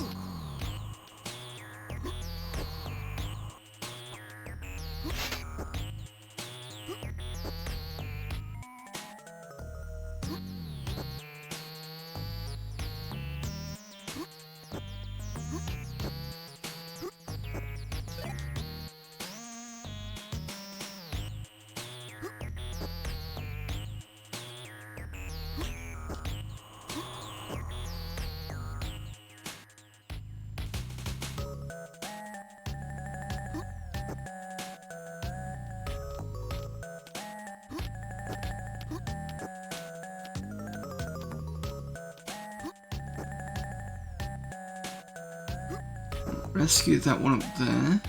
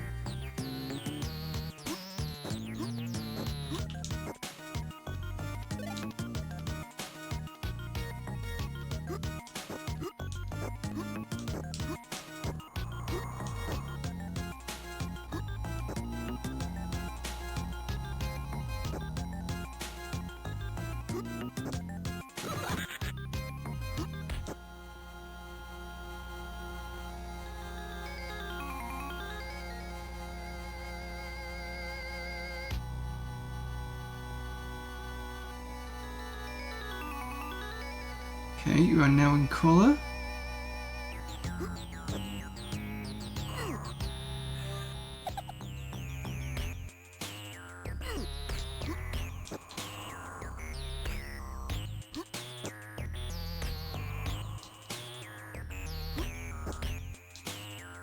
You are not showing.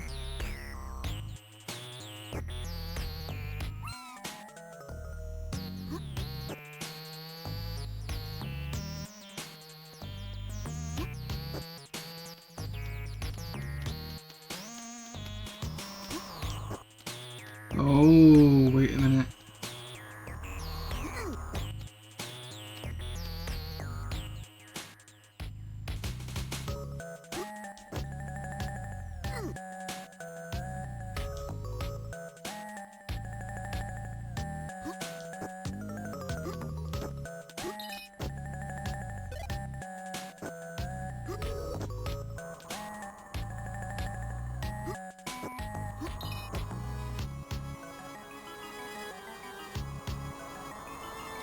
Oh.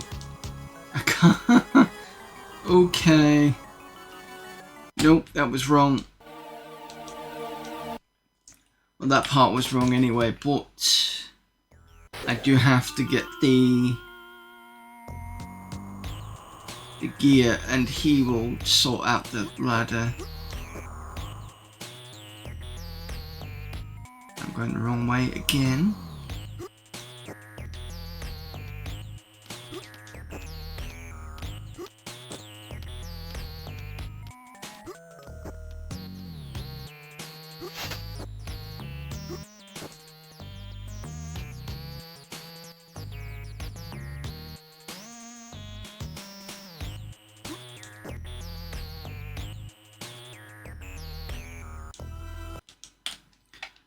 Bloody spikes.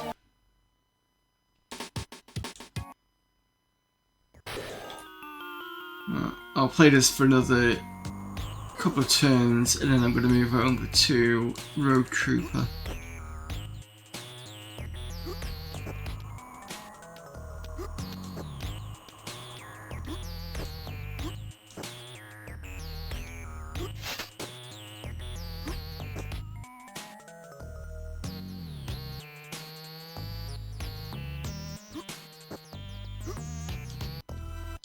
Come on.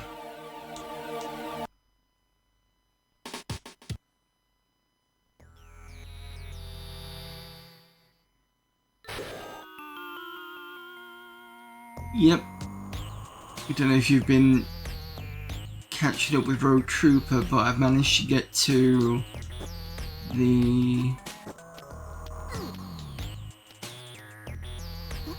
second shooting part. I've not got much further than that.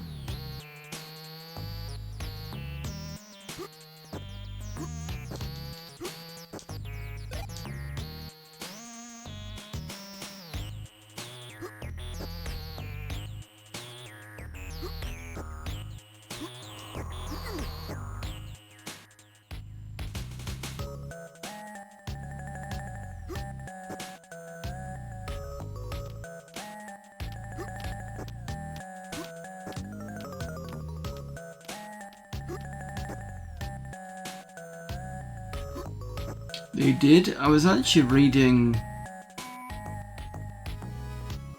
some of the 2000 AD collection that I bought years ago, and I'm getting closer to Judgment Day, which I'd never got to read.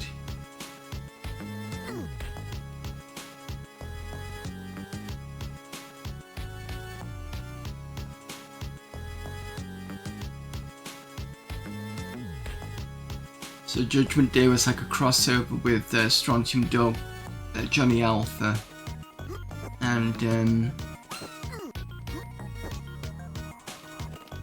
it's quite a big story. I think not quite as big as Necropolis, but getting there I think it was.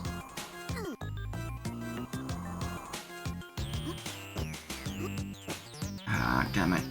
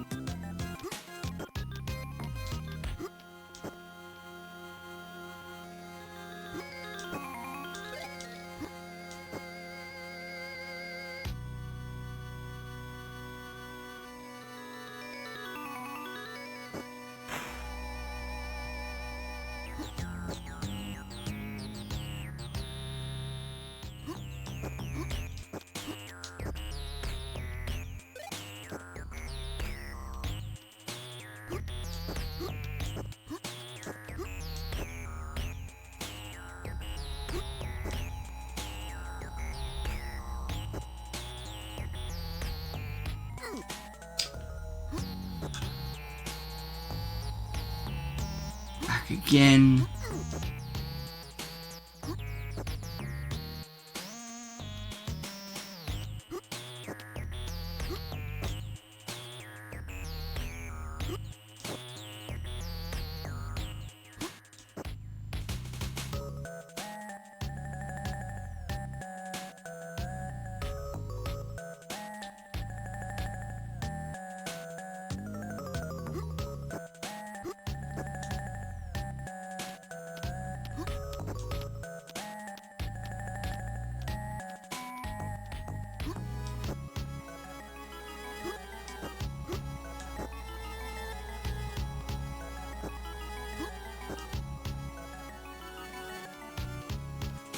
Oh, I've got the key. What am I talking about?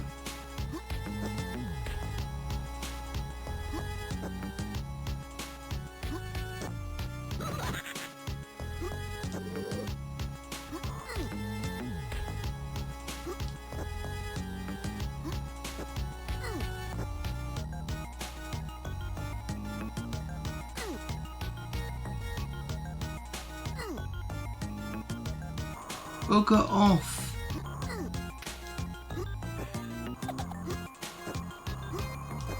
Ah, that's what does the... okay. And then I go back and get the gear. Right, okay. I see what I'm doing now. One more go.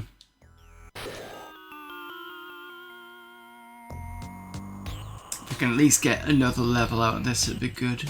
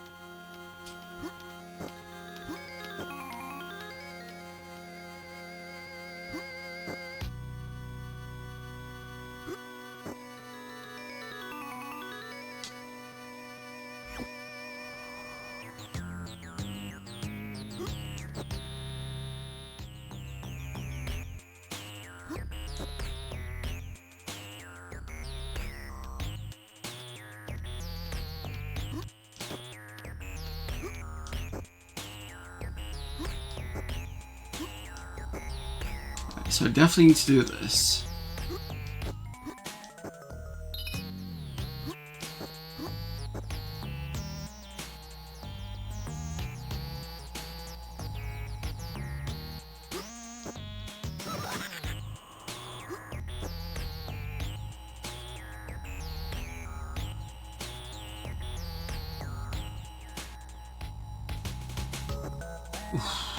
Almost messed it up.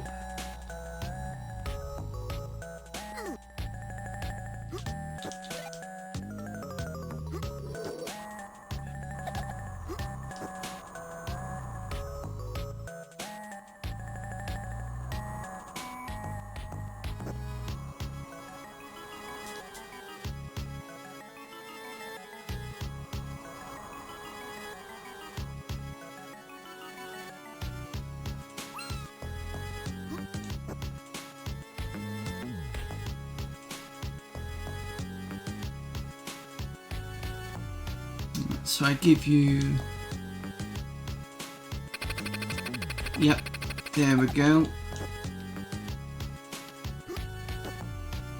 And I drop down here.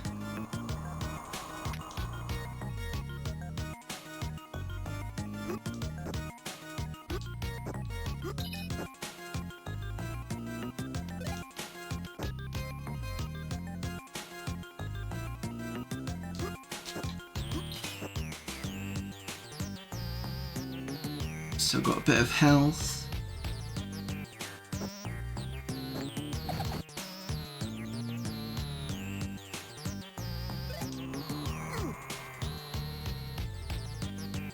Right, should be able to do this now.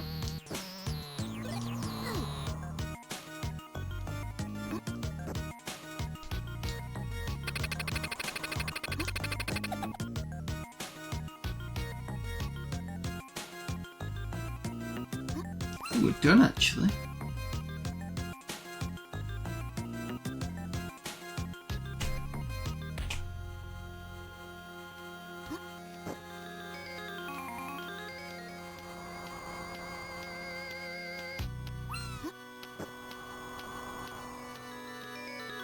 You should be okay to jump over this.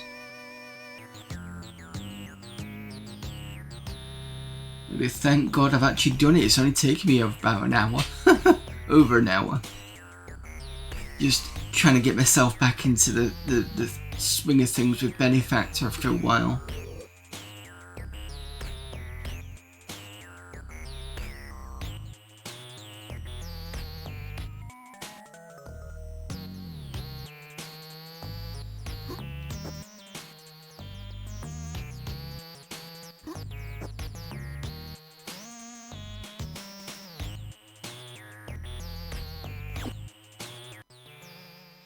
Right, time to take down that password.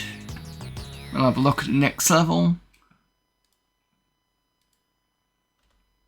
So that is Q5, excuse me, NG, HK,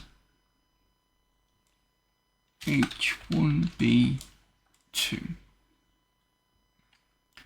Q5, NG, HKH 1B2.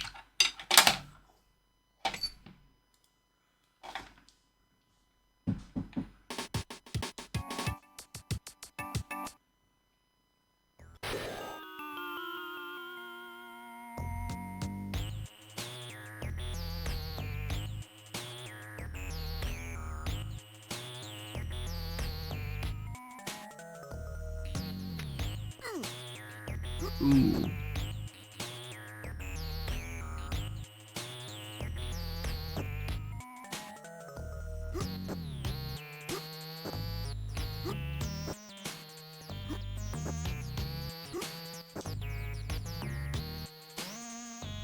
Already a trap.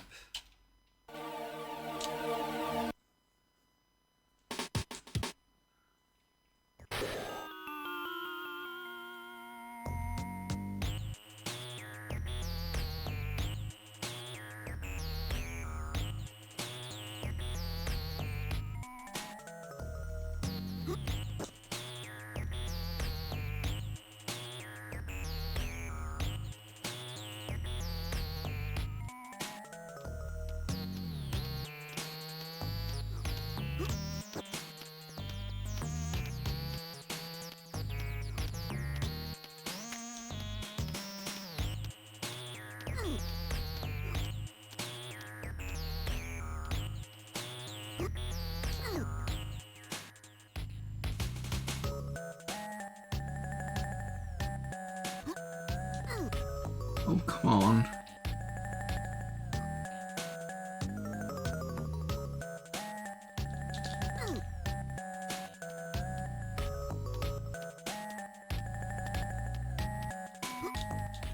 No, can't get across there.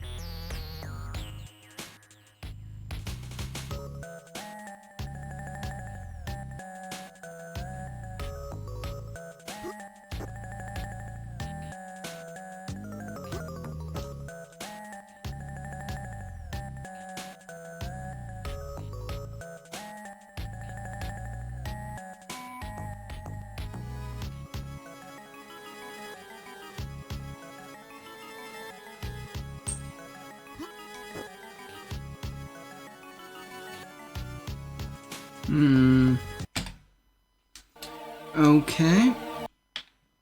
This one's a bit unusual. I know I said I'd move on to Road Trip. I'm just a bit...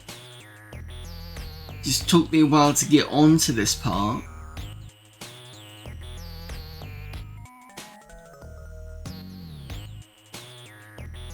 Right, don't open that.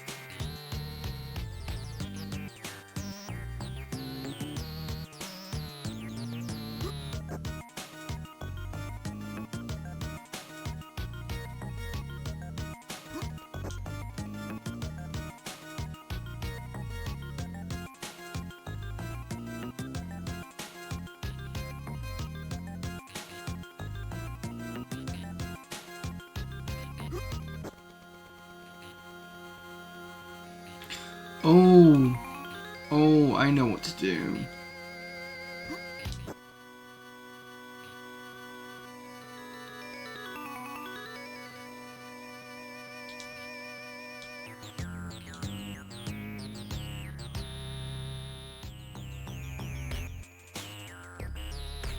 Drop one, hold the other.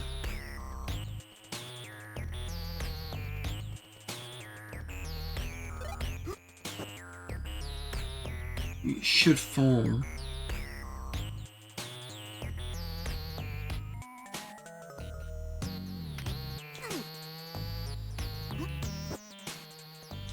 Except it didn't.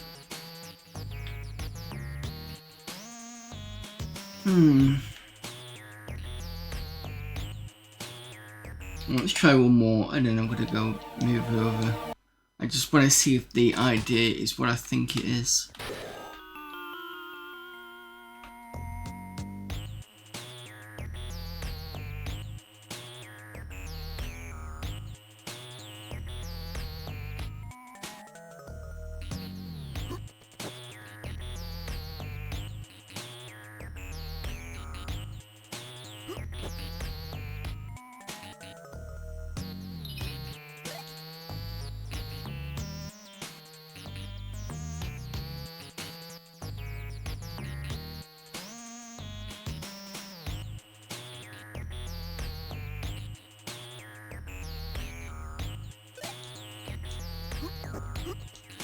No, it won't. It won't let me.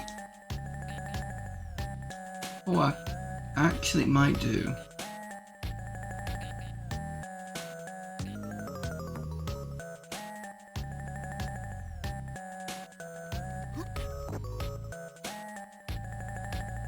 It'll be very close to the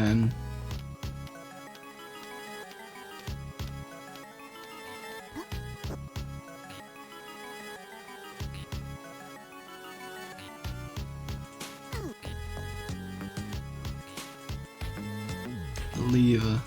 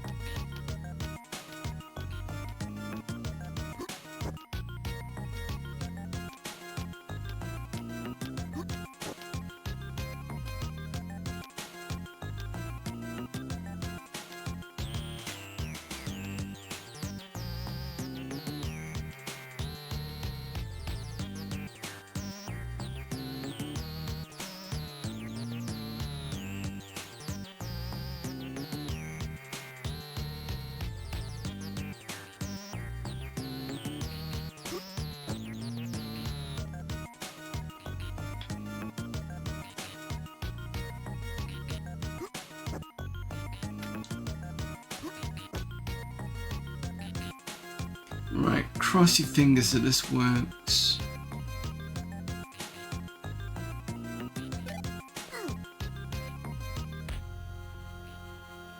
Yes, it did.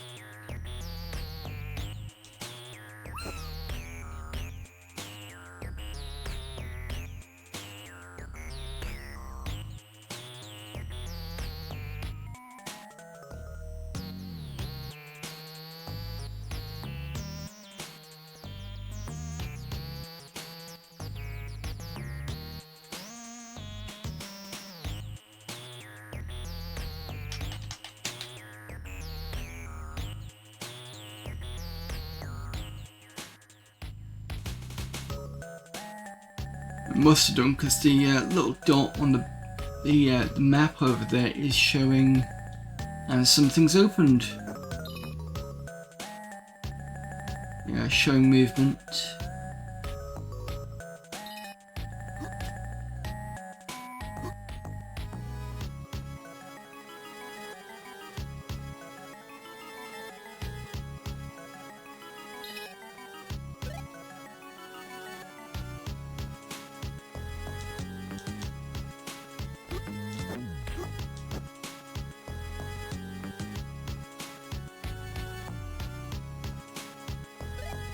I take this back?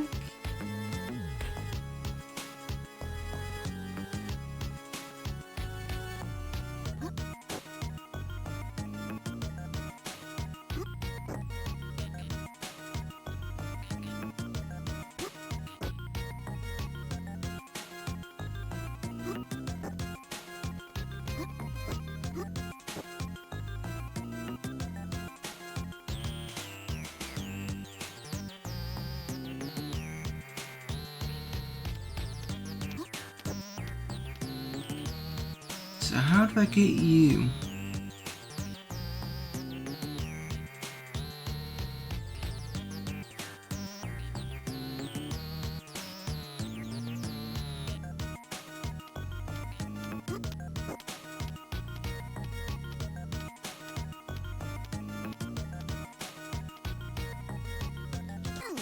Not that way.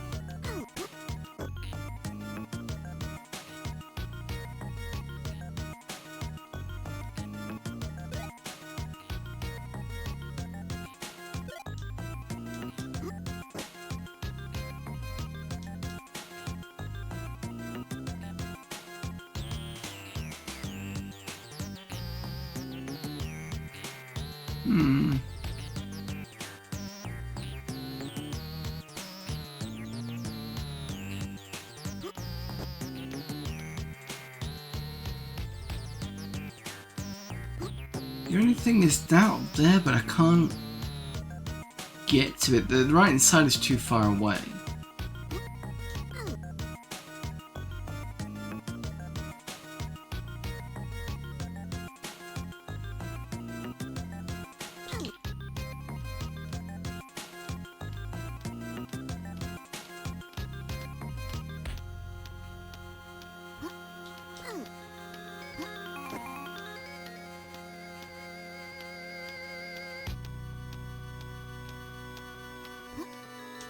No, can't get to it.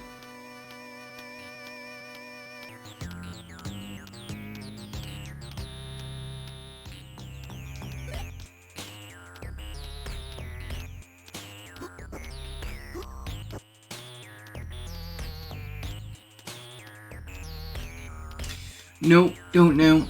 I'll have to look at this next week, but at least we got past another level, so that's good. Right, let's do and finish off with Rogue Trooper.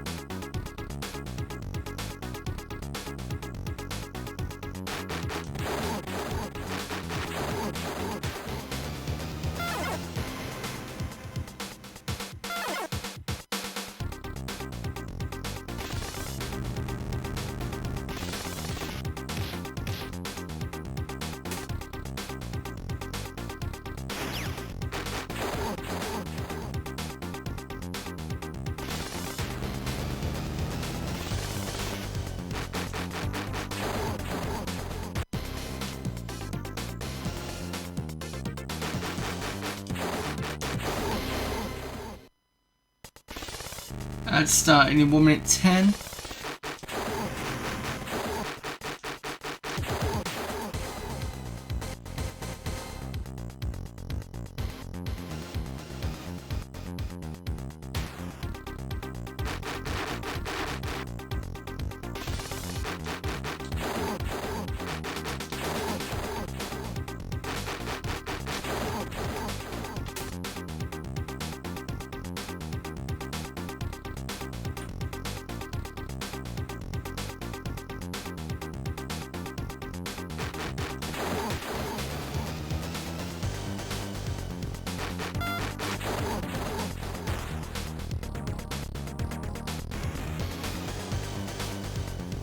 Right, pause it here, and I'll be back in a few minutes after the ads.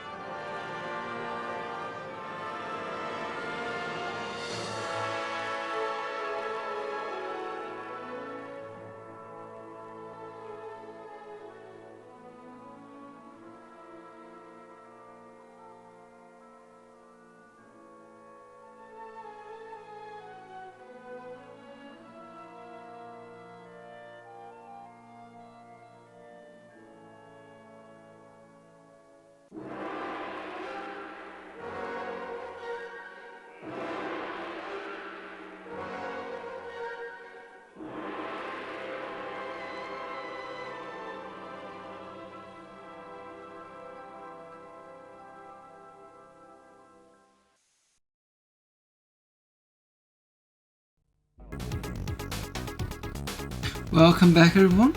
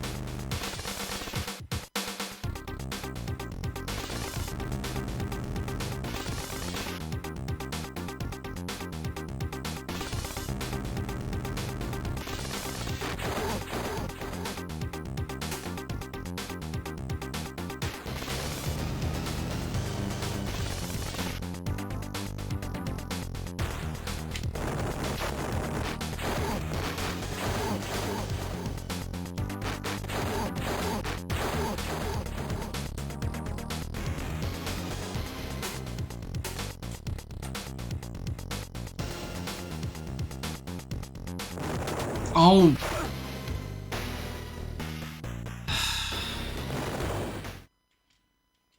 Damn it.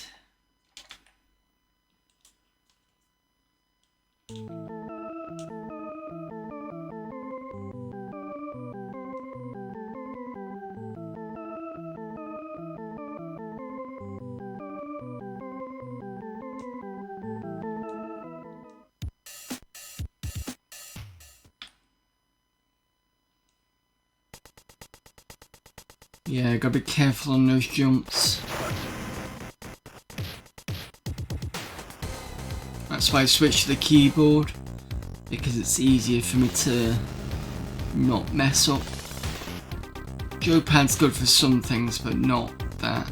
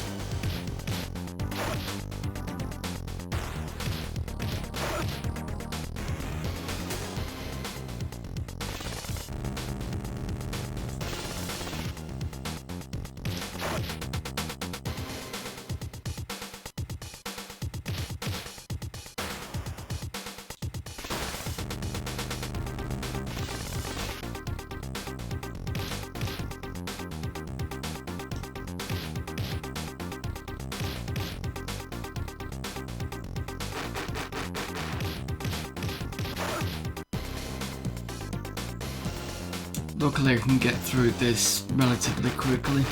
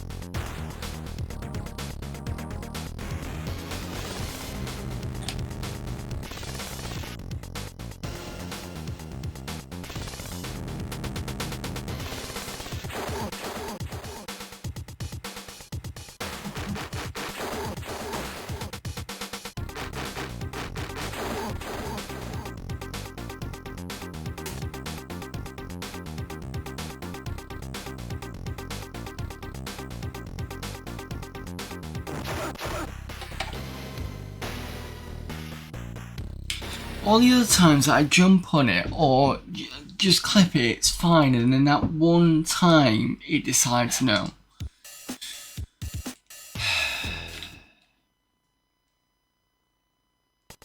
Right, one more go, because the thing with this game is it's so long-winded with the one life.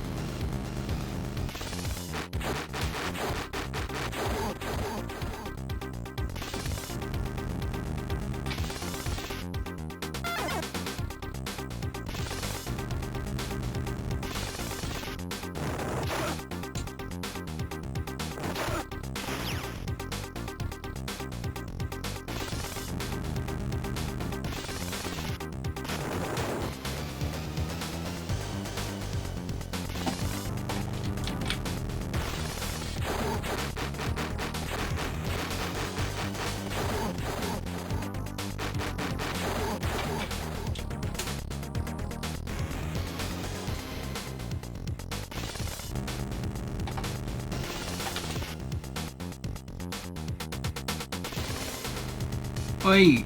Stop it!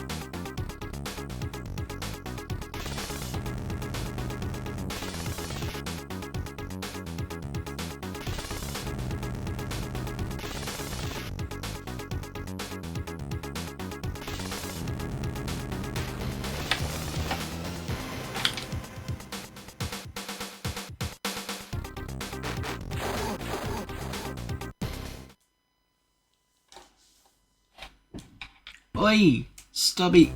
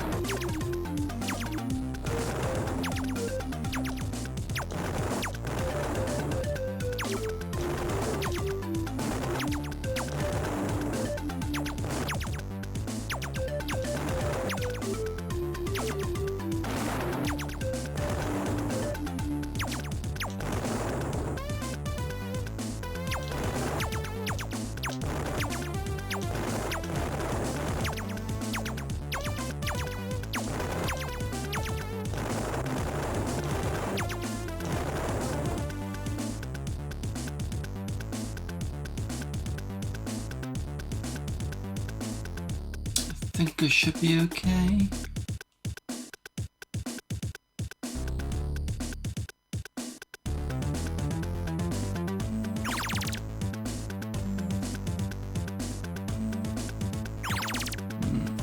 Okay.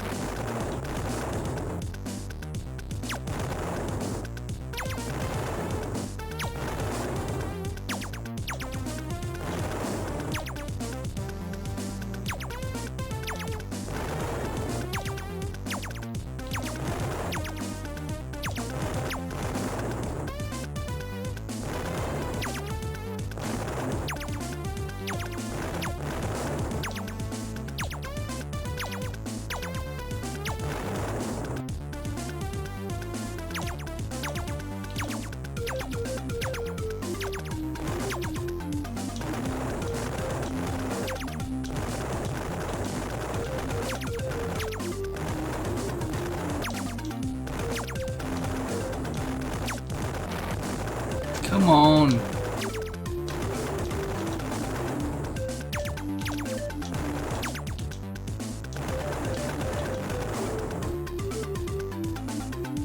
Right. Level 3.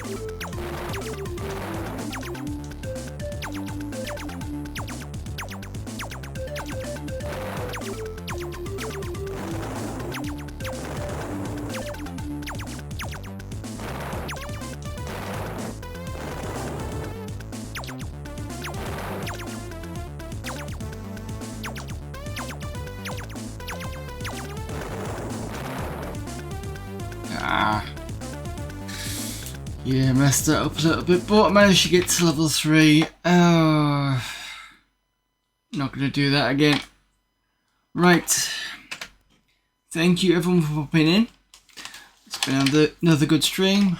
Road Trooper I'll have to put down now because I cannot get past level 3. I managed to get to a little bit past that boss, and not much further, and it's the struggle of getting all the way over there. I may do a save state version, and maybe it might try and play it on the Mister so I can save state it just to push it further. But it probably won't be today.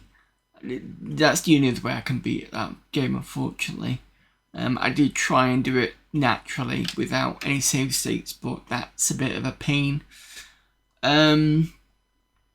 So next week what we'll do is we'll start the requested game for Black Crypt. I believe that was Humble Squire that asked for that one. Stop pushing the subject. Just check.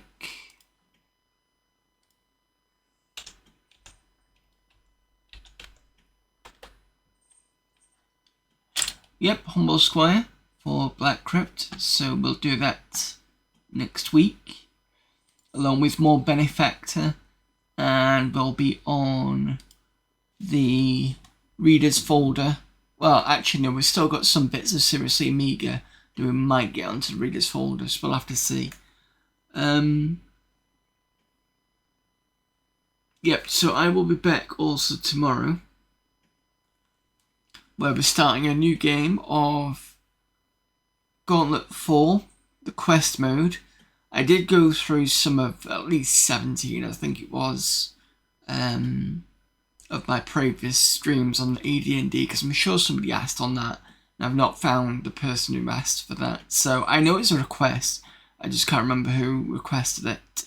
So thanks for that person, but we'll start that tomorrow. Friday is going to be more mission for Cyberstorm, where we're shifting or upgrading weapons, and hopefully that'll give us a bit of an edge again. That'll be good. And then Sunday we've got the next round of Excalibur 2555 AD. We are on level 8 of 13, so we're getting close to finishing that one. Right, let's see who we've got available to raid to tonight.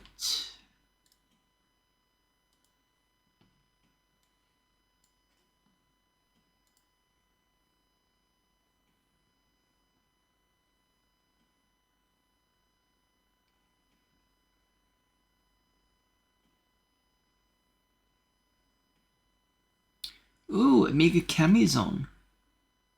Yeah, let's go and raid Amiga Cami. We raid that girl Joey a lot, but Amiga Cami we don't raid much of, so let's go raid her. She's playing Battle Squadron on Real Hardware. Let's start that raid.